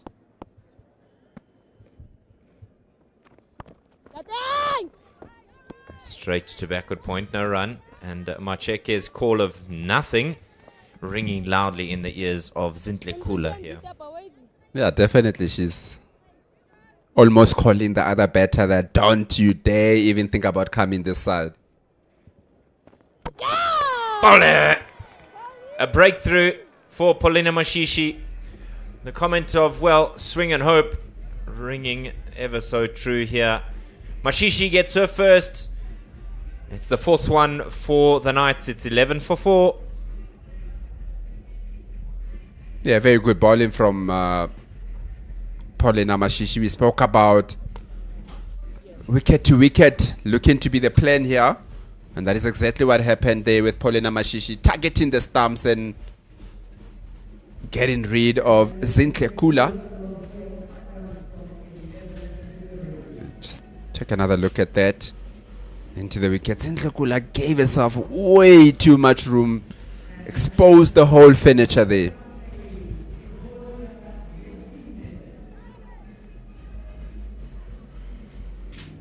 You better walking to the crease, Yekile. She's been a thorn in the side of the bowlers, but now it's her opportunity with the Willow to do some rebuilding. And again, no Celia. We'll just have to wait. Maybe the skipper's eventually going to... Well, she has to come out of bat eventually, you would hope. Or maybe she's done herself a misdeed.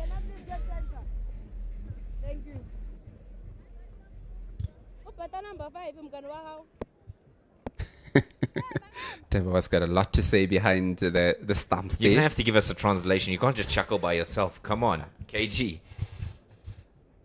Mashishi bowling to Yekile. Oh, I thought she might have played onto her own stumps there. Wide signaled by the umpire. Just the way that she was trying to play that sweep shot. Let's have a look at this one again, KG. It looked for half a second that she'd played it, but yeah, it was rather that of Macheke trying to get the stumping. Didn't have the ball though.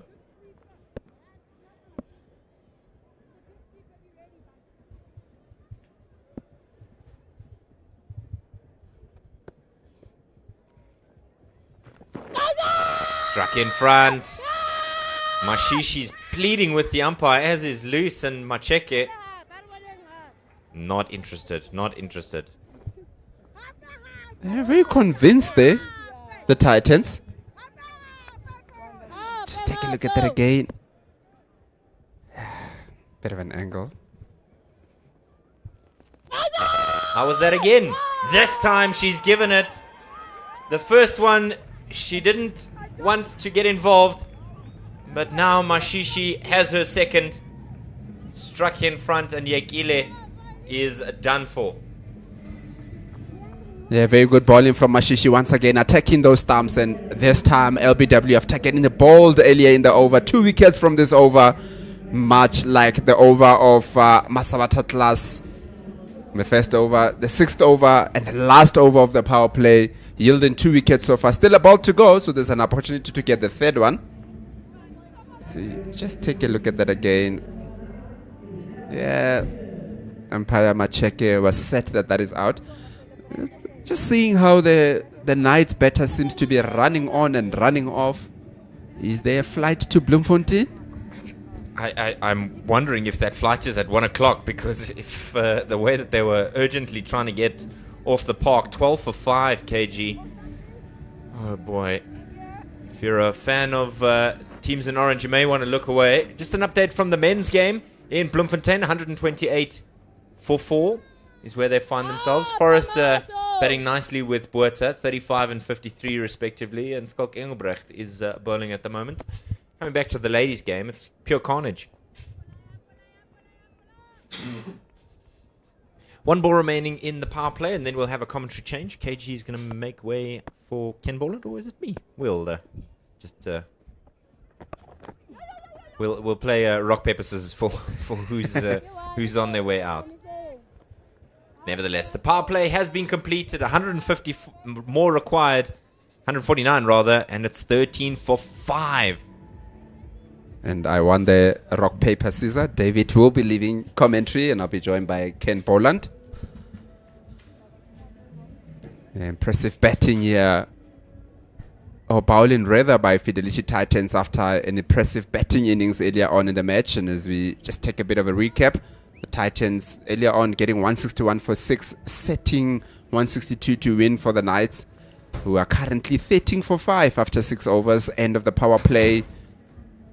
Very difficult task here for the Knights. You see a bowling change with Mona Lisa Lerodi coming into the attack from the off-bob end. Hello, KG. Yeah, it's the 13 for 5. It's the sort of scoreline that feels like a punch in the diaphragm if you're a Free State supporter.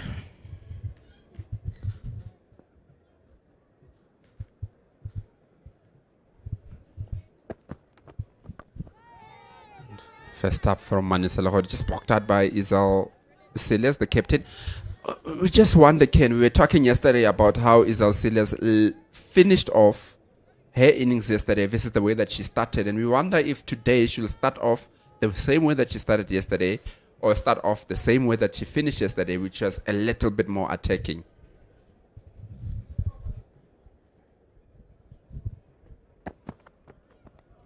I think outside edge, past the keeper there, running down to the third man, but again, just a single.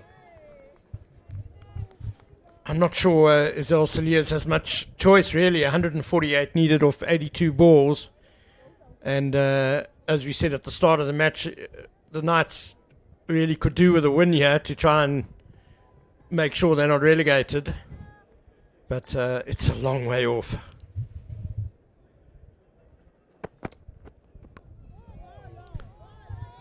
Yeah, a long way off, Ken, but you've got to show the intent to try and win the game. There has to be something in you to say that, yes, we are behind the game, but we've seen things happening in cricket. We've seen games being turned around. Just get the effort to get as close as possible to the score. Play more positive cricket.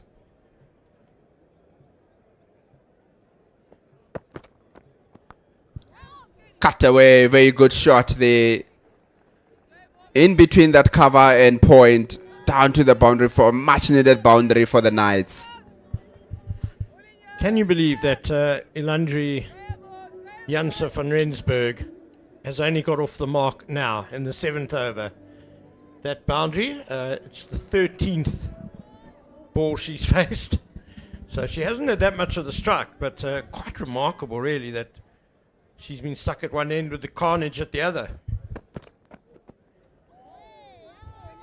And often the carnage is when your batter is taking all the strike and hitting all the runs, but now the carnage is the Titans picking up wickets at regular intervals here. Yeah, you said the Knights need to play positive cricket. I think they need to play smarter cricket. You know, it was a real hammer blow losing 2 wickets in the opening over to Masabada Class. Both shots were really just rather ugly heaves right across the line.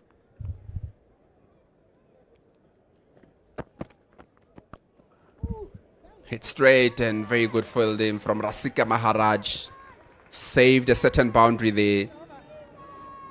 Very happy with their effort, and the teammates are also very happy with their efforts there.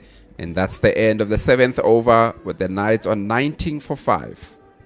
Well, Maharaj deserved the hugs there, and now a high five from Gandhi Jafta. Yeah, that was a wonderful, wonderful piece of fielding indeed. And yeah, 19 for 5. 4 of those 5 wickets have been really just shots right across the line at deliveries that weren't that short, that were very straight. And I think actually it looks like this pitch has got slower and lower as the match has progressed. Maybe there was a bit of moisture in it early on that allowed the ball to zip through, but it's a really low and slow wicket now. You need to play straight. It is the 4th innings in 2 days. So just tucked away from Van Rensburg for his single.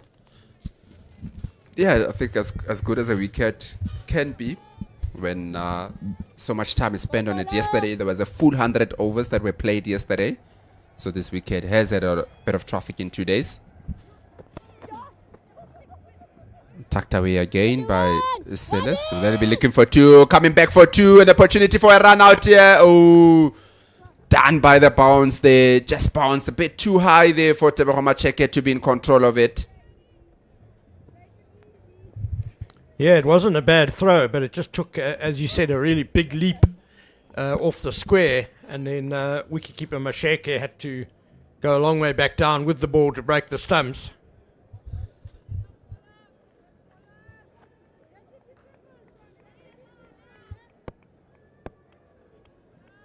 Strong arm from Katie Pryor. Is it? No?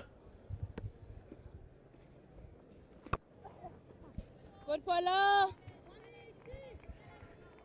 Annika Bosch with the strong arm from Cow Corner.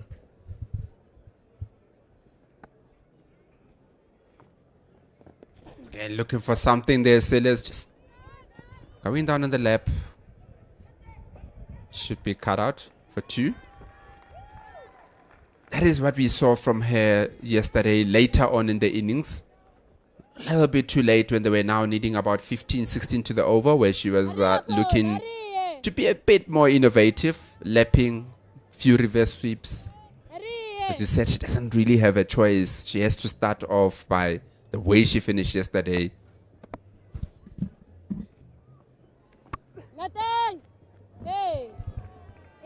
Yeah, the required rate is already 11.3 to the over. That's the thing about T20 game. It doesn't give you enough time to settle in when you're chasing, especially when you're chasing a big score like they are today.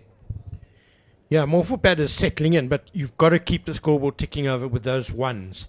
That's really the important thing. You don't want dot balls.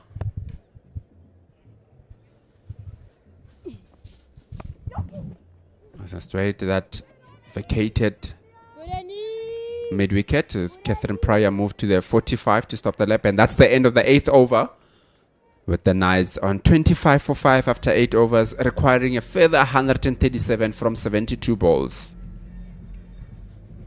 Good atmosphere out here. A lot of families, camp chairs, having a good time, a good Sunday rather. There's a sort of Sunday market, Sunday carnival sort of atmosphere here at SuperSport Park. It really is lovely. And they're delighted that the Fidelity Titans ladies side is playing so well. And of course looking forward to that Bulls versus Titans Legends game this afternoon.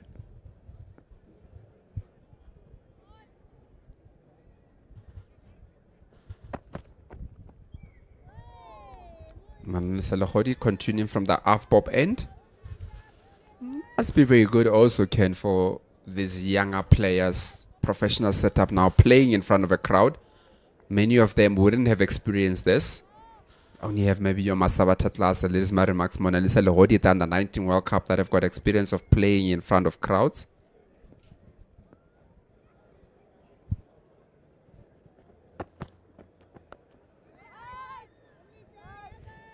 Yeah, and it seemed to bring out the best in the two Proteas stars in the top order, Annika Bosch and Sune Lus. They actually broke a long-standing Titans partnership record. Their 101 run partnership of just 62 balls this morning.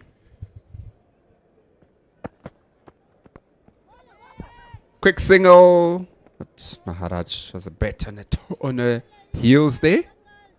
That allows Van Rensbeck and Silas just to come through for a quick single. It was the longest standing partnership record on the Titans books, dating back to 2012-13.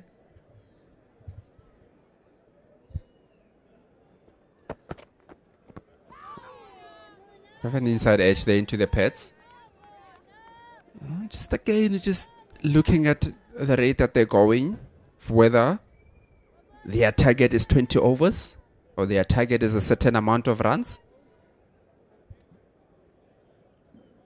Obviously, there's a target in runs that you need to get, but just the way that they're playing, you're not really sure which way they're looking to go.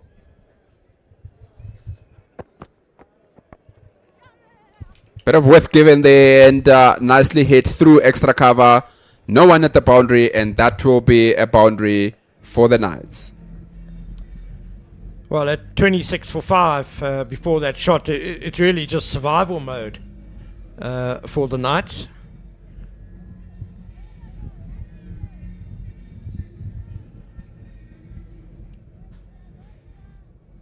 Too much width from Lachodi, and well put away by Janssen van Rensburg. This time straight pulled to that mid-wicket. Paulina Mashishi tidies up there. Manolo Lachodi had got a very good World Cup for the Protea under-19 women's down in Malaysia. Yeah, very talented young seamer, pretty accurate. Usually gets a bit of bounce. Just on that partnership record I was talking about back in 2012-13, Lorato Malesa and Sue Ann Veer put on an unbeaten 100 for the Titans against Northwest in Orkney.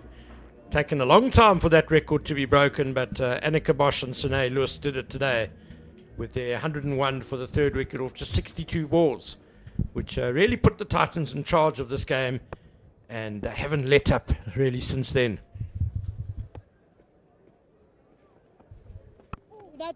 Cornelius into the attack from the Henops River end.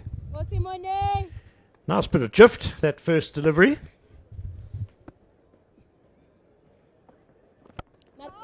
So on down to that long off. A single from Silas. You just see also now that the long on is bit straighter than usual, almost in front of the batter's eye.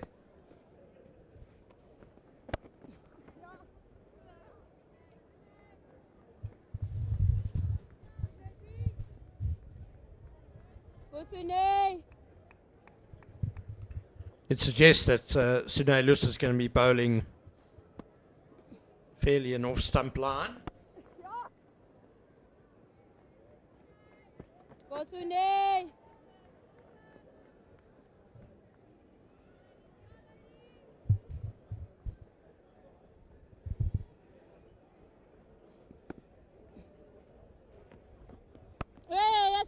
Straighter, tidying it up, not giving the batter any sort of width. There is no protection on the offside boundary, so you don't want to give them too much width.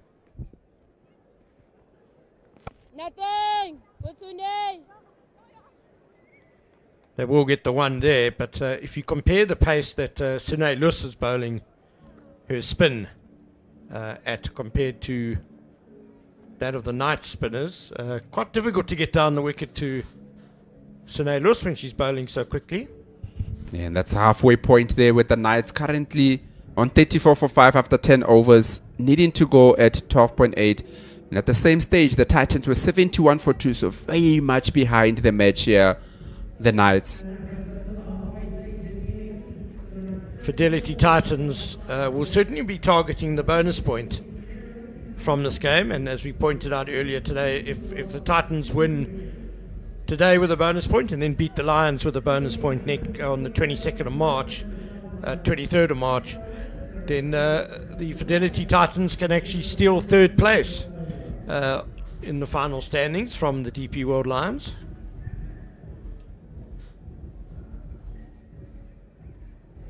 Hodi to continue from the half-bob end.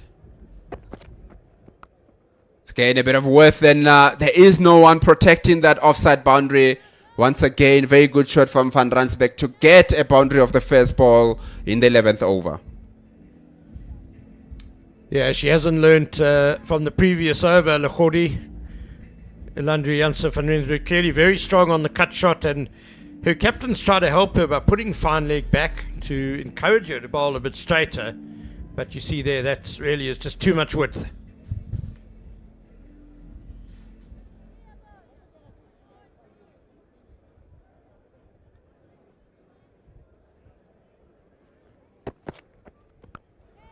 This time a bit tighter. Van Rensburg looked to give herself a bit of room to hit to that offside again, but just a bit too close to her. Good stop by Searle. It was bouncing around on one of the used wickets there. Quite a rough piece of ground, one of the old creases.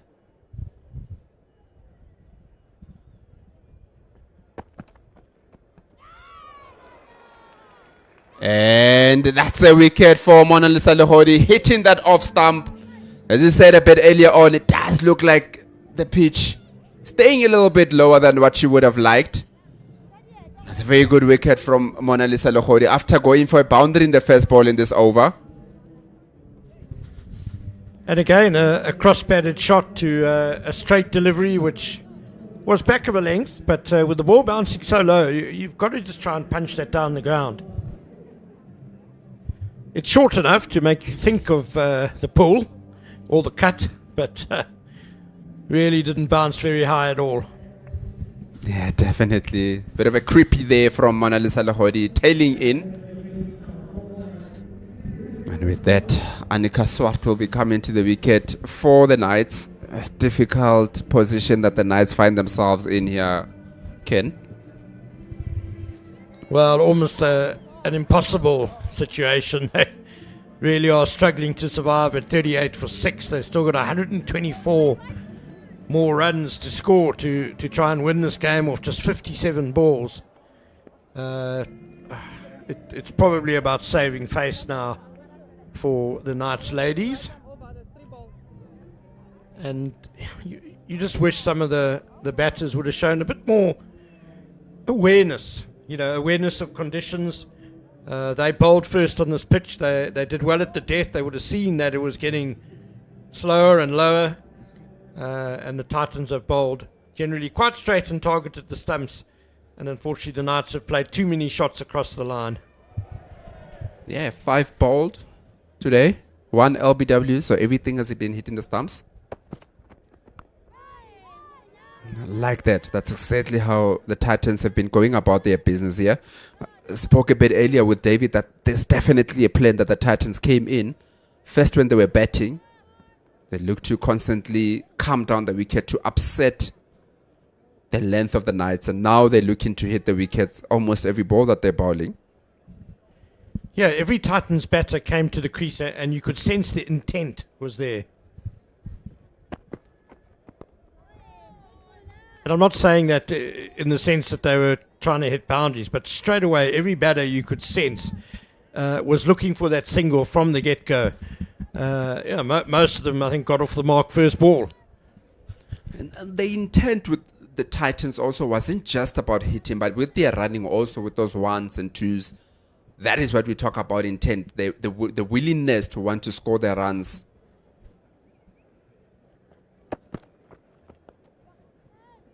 Bit of a Open the face there for a single to the left of point. She waited for that nicely, did Annika Swart. A really deft little steer behind square on the offside to get off the mark. And it's 39 for 6 after 11 overs. You take a look again at the Knights and where they are. A bit earlier on, losing the wicket of Yolandi Potgieter in the second ball. Jansen van Rensburg getting 16 of 25. Mianie Smith, first ball out to Masabatatlas. Luanda Nzuza also out, bowled by Masabatatlas. Zintle Kula, bowled by Paulina Mashishi and LBW. The last wicket of Evodia Yekile. And currently Isel Silias on 10 from 14 and Anika Swart on 1 from 3 balls. Sinelius to continue from the Henops River end. She's had a very good season. Again, coming down the wicket by Anika Swart and she's getting good bat in it. She's had a very good season, Sinelius, both with the bat and ball. She's shown some intent. Whenever she's got the ball in her hand, she wants to take the wicket. When she's got the bat, she wants to take runs. She wants to make runs. Nothing. Certainly had a bit of a revival in her career the last couple of years. Sinelius went through a bit of a bad patch with her batting. Nothing. Good to name. And has really come good in the last couple of seasons once she relinquished the captaincy. A sweep shot from Silas straight to that deep square leg. There's also been a change. I mean, speak a lot about maybe the responsibility of being captain might be too hard, but also she's not bowling her leggies anymore, which is what we are used to. She's now bowling off spins. Nothing. Yeah, she also had a run of injuries, which doesn't help. And I think maybe bowling leg spin was taking a bit of a toll on her physically and mentally, so she decided to switch to, in inverted commas, in case I offend any off spinners, the slightly easier role of off spinner. It's not that easy about off spins, Ken. I don't think any spinner's easy, yeah. But she's taken to it very well. She's actually, and she's been bowling more for the Proteas now lately because she's got her confidence back with the ball. So that's been great to see. Yeah, and with that, we've got a bowling change from the off-bob end with Gandhi Jafta coming into the attack, replacing Mona Lisa Lorodi. We were talking about Sinelius and confidence. Well, Gandhi Jafta is a very confident cricketer, isn't she? She's the life and soul of this team. Like that, hitting down, looking for 2, just settle for the 1. Yeah, and Gandhi Jafta doesn't need a lot for her confidence to shoot up the roof. Trust me. She's a great character. She is one of those players who I think is very important in the change room.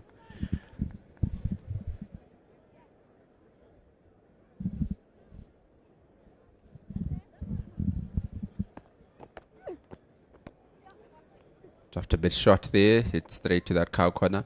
And you do need that in a team. You just need those characters that are annoying to the opposition. Every time when the opposition look and say, oh, here's another one, it's gonna annoy us, run around, make a lot of noise. On to the offside. Too much outside that off stump there. And Paulina Mashishi decides to kick the ball almost to the boundary there. Of umpire Kabuka Diam, but quite clearly there you can see Celia's well outside off stump and it struck her well outside the line of the wickets. And a belated call of leg by there. Straight once again, just a single. Lots of singles to be taken on the leg side. The Titans won't mind that, of course, with the score where it is. Knights needing to go at 15.6 to the over. So if they just get the singles without any boundaries, then they're happy. Bowl their 20 overs and get out of here. Change in line. Change in line of bowling there from Gandhi Jafta. Coming around the wickets, just bowling the ball across the right-hander. She's one of those bowlers who's not scared to switch around over and around quite often, as there we see Pierre Joubert, the architect of the Legends game that will happen later this afternoon, former Titans captain and great seam bowler. Straight away back to Gandhi Jafta.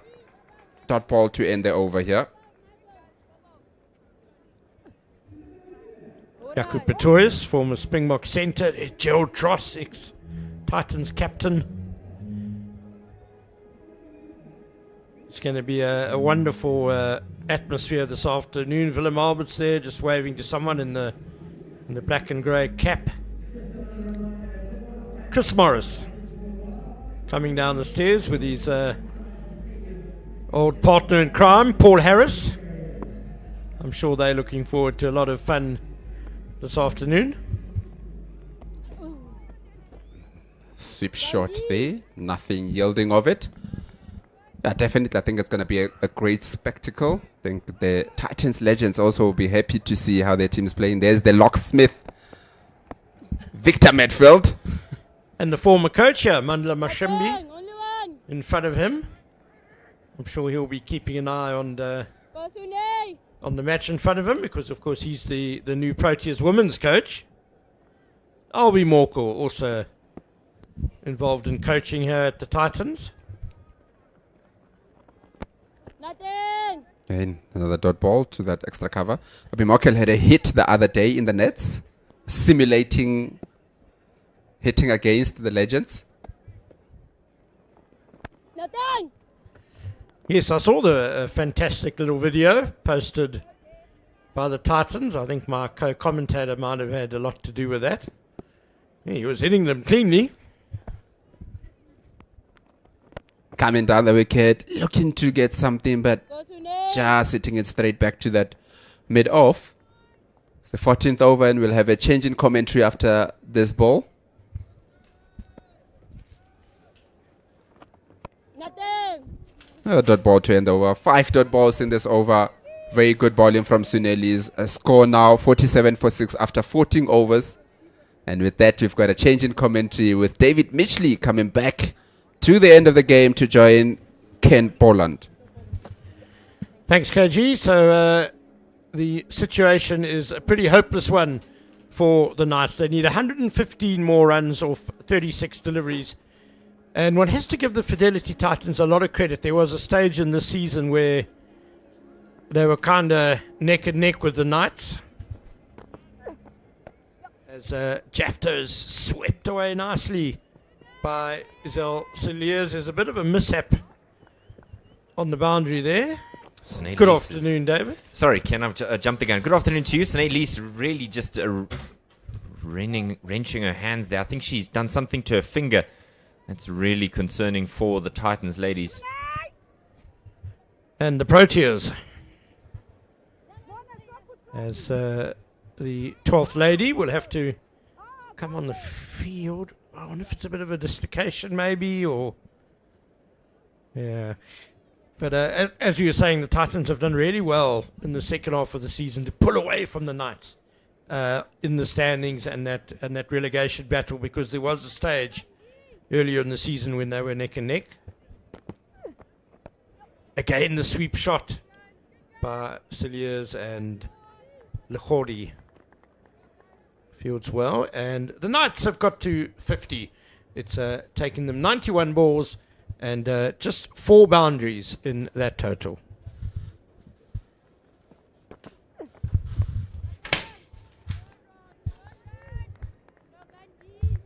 Ken, we were hearing the sounds of Captain ringing out around SuperSport Park. Jafta really tossing that one up, and then unfortunately the misfield. And Victor Matfield is on the park. Not yet seen the arguably one of the greatest batters South Africa has produced, Abraham Benjamin. Have you seen him yet? Well, first of all, not arguably one of the greatest. He certainly is. Surely Jacques-Henri Callis wants to have a conversation about that. No, they're both one of the greatest. Ah, you see. I didn't say the greatest, but okay. they're both one of the greatest. Very close. Okay, in in the the- top 10, we won't say where. Yeah. Top 5, top 3 maybe. But no, I have not seen them.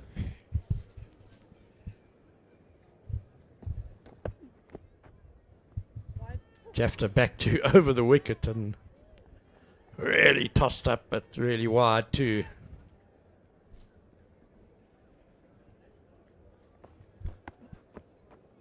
Our producer siding with Jock Callis.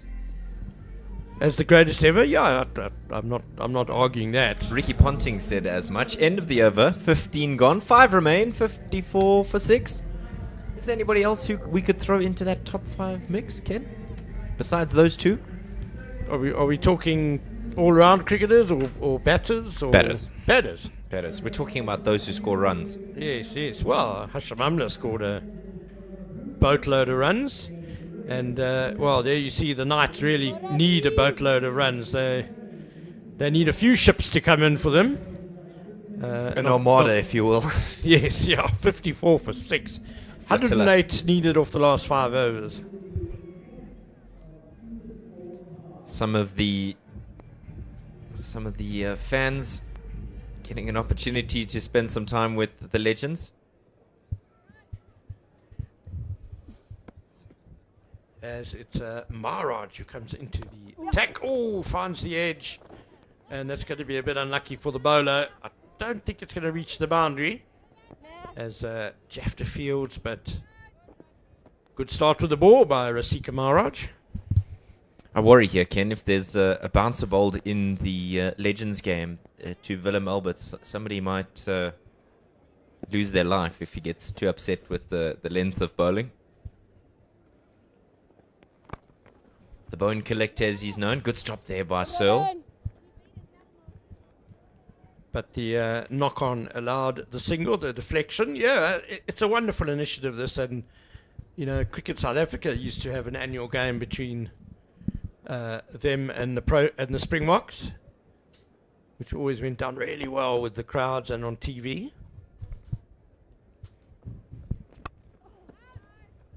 It's always tough to try and organize such a game because of the calendars of both teams. Well, I think having the legends do it is actually a good idea. Ooh, nearly picked out short fine leg with that sweep, but it's well played in the end by Isel Cilliers, and she'll get another boundary. Takes her to 22 off 27 balls. It's been a good little cameo from her. Well, the question has to be begged, Ken. Why did she come in so late? I don't know, is my answer to that.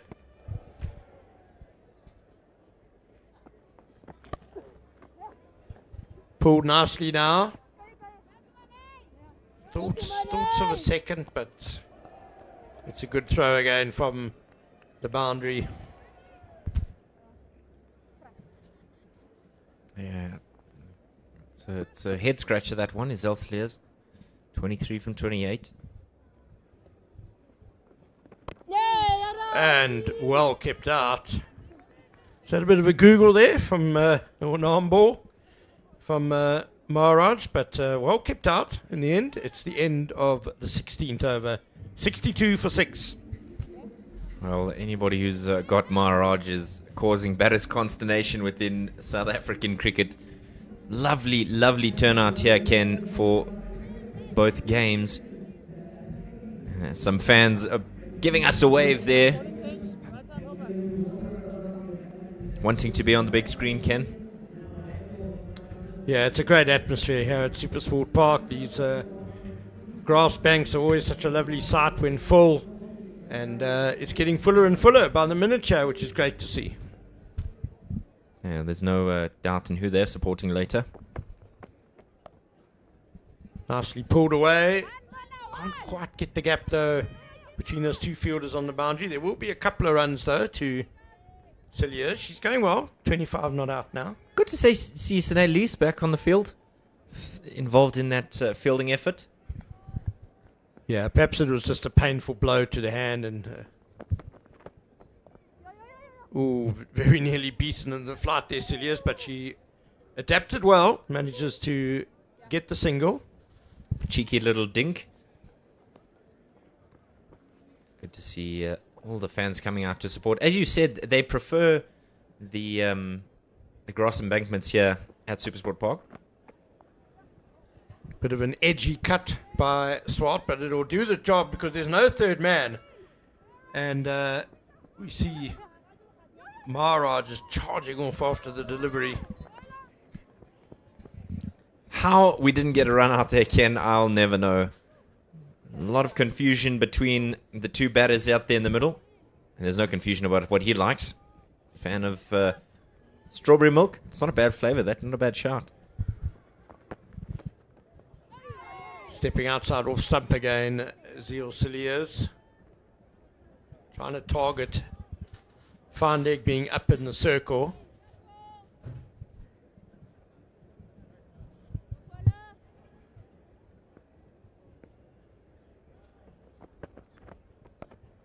She's got a hold of that one quite nicely, but it's pretty much straight to cow corner for the single. Maybe Lees just needed the magic blue spray on the fingers there. It's really uncomfortable when you do jam it in the turf. Well, their alliances are split, Ken. One rugby, one cricket. Trying the paddle scoop now. Annika Swart, it's the end of the over. 17 gone. Paulina Mashishi very tidy again. 69 for 6. Good following there of the legends. Got their goodie bags there. Yeah, Chris Morris looks particularly happy with what's in his bag. Maybe some new sunglasses. Is Paul Harris in the mix there? Did I see him? Yeah, he's there, large and in charge. Did see him. Maybe there's some deep heat and anti-inflammatories in those bags for Deep heat of for Voltaren. The hardest working in the game. Oh, Maharaj just says, well, not quite. You can't do as you please. Well, that's clever by her. Good. The batter stand going early outside off stump, and Bowler says, nope, not going to bowl in.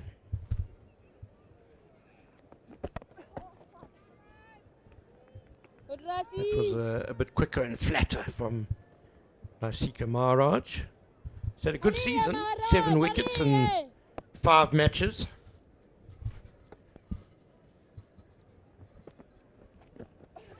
Swept up. Just over the wicketkeeper. Jafta giving chase, and I'll come back for 2. Yeah, I thought so. It was off the bat, so wicketkeeper Mashaka would have been interested for a moment or two. Isn't that just frustrating as a wicketkeeper when it just pops up over your shoulder and you think for half a second, maybe, possibly could there be? Tantalizing. Down the wicket to meet it on the full, and then leaved out to cow corner by Cilliers. And she's into the 30s.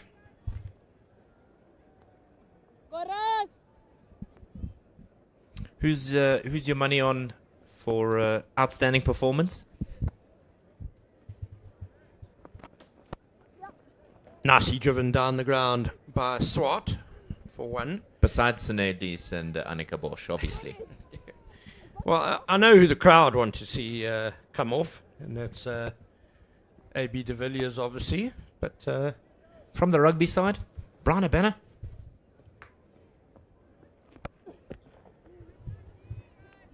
One more to the Knights total. I haven't seen Brian Banner play cricket, but Victor Matfield, he's a good cricketer. He used to play in those games for the Springboks. Yes. Willem Marvels can give it a bash. Is Feyenoord Olivier.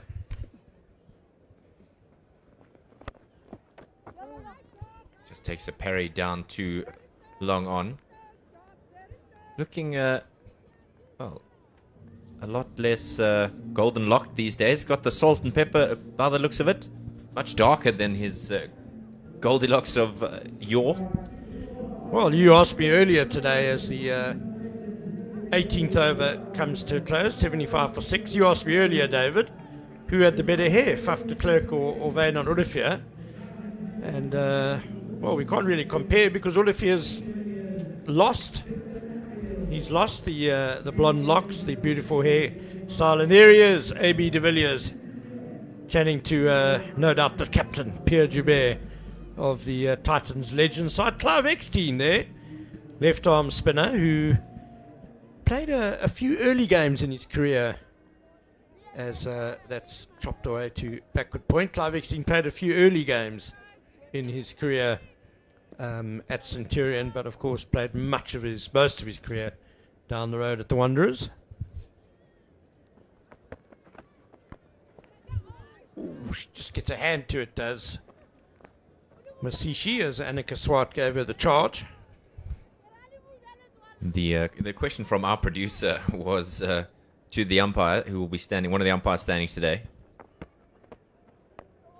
Is he prepared for Clive Eckstein's appealing? I think sometimes just muscle memory takes over. So yes, he's a little bit more sedate in his advanced years, but again stepping outside off stump, and this time she has got it away towards that vacant fine leg region. A bit of a collision between the two fielders, but no harm done. You're not meant to tackle your own teammates, Ken. Maybe they're warming up for the game this afternoon. Maybe there's a bit of a game of touch while the other game's going on.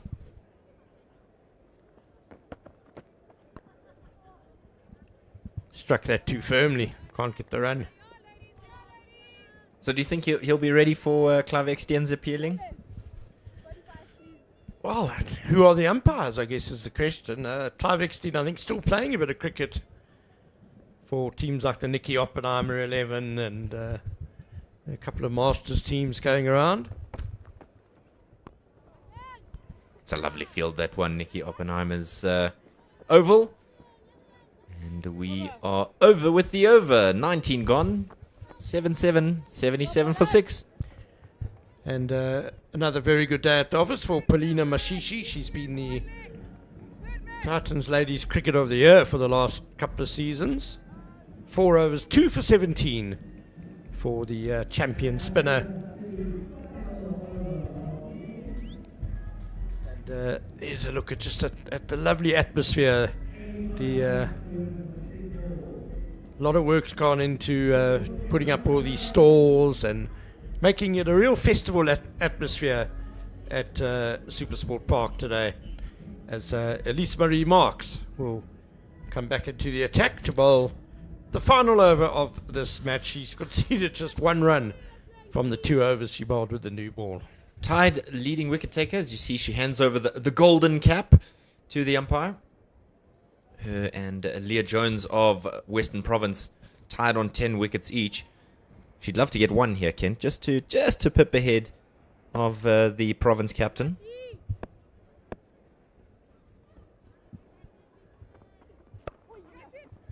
On the bounce, Robin Searle, it was a brave stop by her. Awkward bounce just in front of her, but quite some aggression there from Isel Cilliers against the fast bowler. I can understand why you would think it's Robin Searle. It's Annika Bosch. Because Robin Searle is everywhere on this field. Every time we look up, she's in the mix.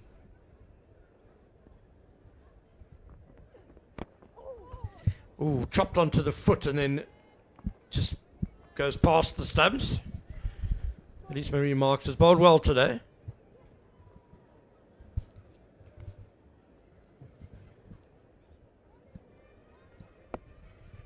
.156 for 6 in the game in Bloemfontein between the two gentlemen two gentlemen teams that are playing today. Same squads, just the men's. Mid-on in business here and taken. Good catch. Cilliers heading out in this final over. She's batted well for her 31 off 39 balls, but it's no easy task hitting those heavy balls of Elise Marie Marks off a good length. And Cilliers perishes. And Marks has that 1 wicket you were talking about, David. A valiant effort. And she doesn't quite get it, Ken. She's going to need more because Leah Jones has 2 more this morning. So our stats are obviously pre-game. So now she's just 1 behind Leah Jones. So another one, Ken. Yeah, you could see from the replay there, it was a good hard length from Elise Marie Marks. And Cilliers getting it quite high up on the batter. She swung it to the leg side. And that brings Gazelle Janssen van Rensburg to the crease. Decent batter, averages just a sliver under 25 with the bat. So that's pretty good coming in at number 9. A bit of a strange night's batting order today. Yeah, almost a topsy-turvy one. But, this performance has reflected the topsy-turvy nature of their batting in this weekend's fixtures. And now just 2 balls remaining. 77 for 7. So 2 balls left for Marks to get that extra one and play catch-up to Leah Jones. It's always lovely to see the competitive nature between players across the teams. The effort ball, the short ball, didn't really get up that high. And a bit difficult for wicketkeeper Mashake to take. So it'll be a bye.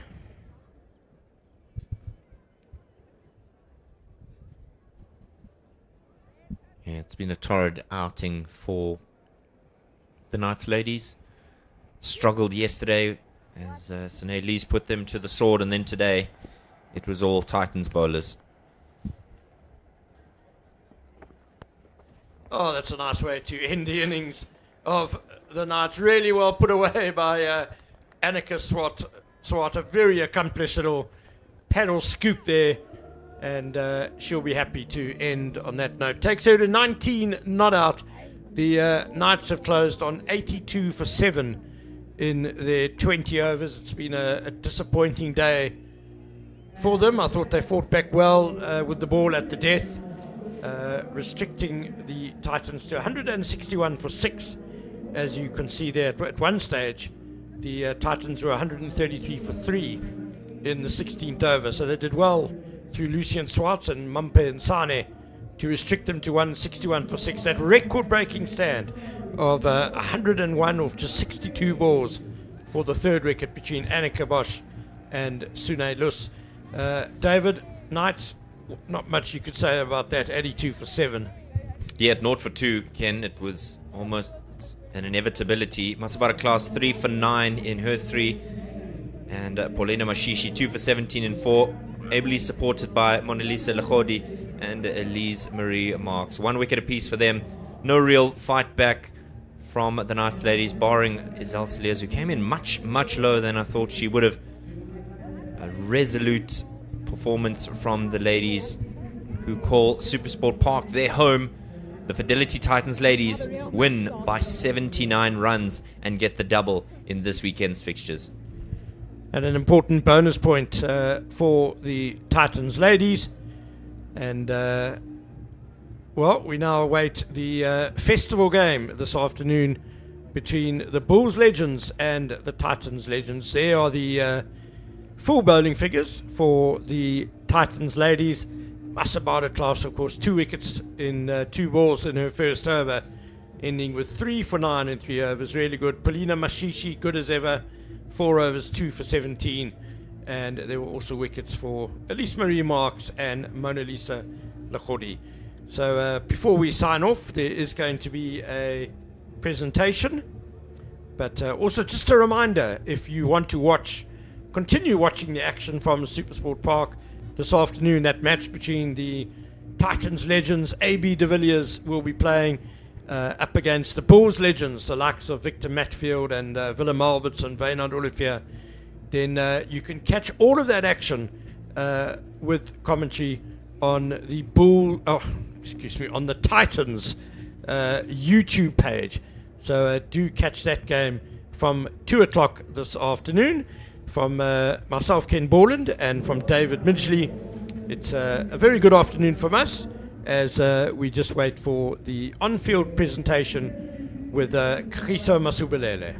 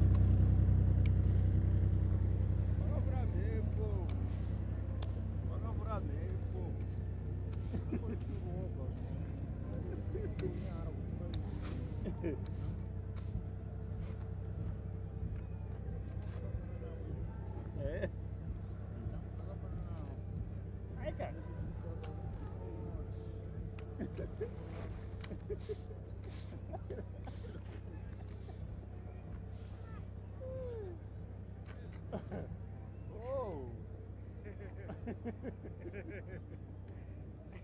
Asikapende kudu.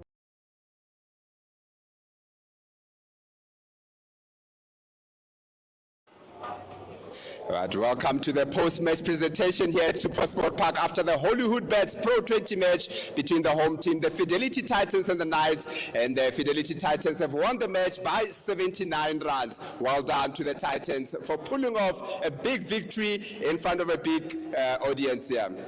And to start off the post-match presentation, we're going to bring on the player of the match, and the umpires have adjudged that the player of the match will be Anneke Bosch for scoring 63 of 49 balls.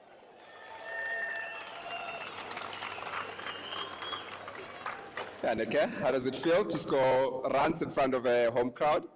Yeah, it's a good feeling. I'm glad I could contribute and help the team to get over the line. And how are the conditions out there? I think the legends will want to know, get a bit of intel of how it is to bet out there. It's always a good wicket here, but one side is keeping a bit low, maybe a little bit slower than normally, but still a good wicket and a very good outfield, so lots of runs there. And what would you say is the change in the team, the way that you guys have approached the matches this half of the season? What would you say has brought about a change in being a little bit more attacking as we've seen? I think just doing the basics better for longer and just, yeah, sticking to our strengths and be a unit and play really well together. I think we're very close and we play for each other. So, yeah, I think that's the main thing, and just doing the basics better for longer. Thank you, Anneke. Thank you. And next up, we'll be calling the captain from the losing team, Searle from the Knights.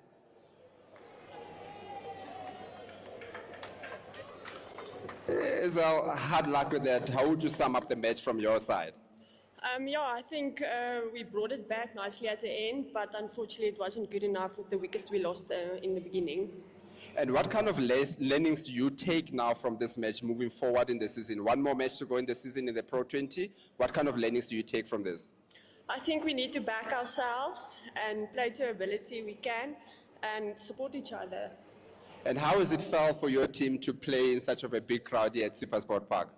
It was an amazing feeling and we really enjoyed it. Thank you, Searle.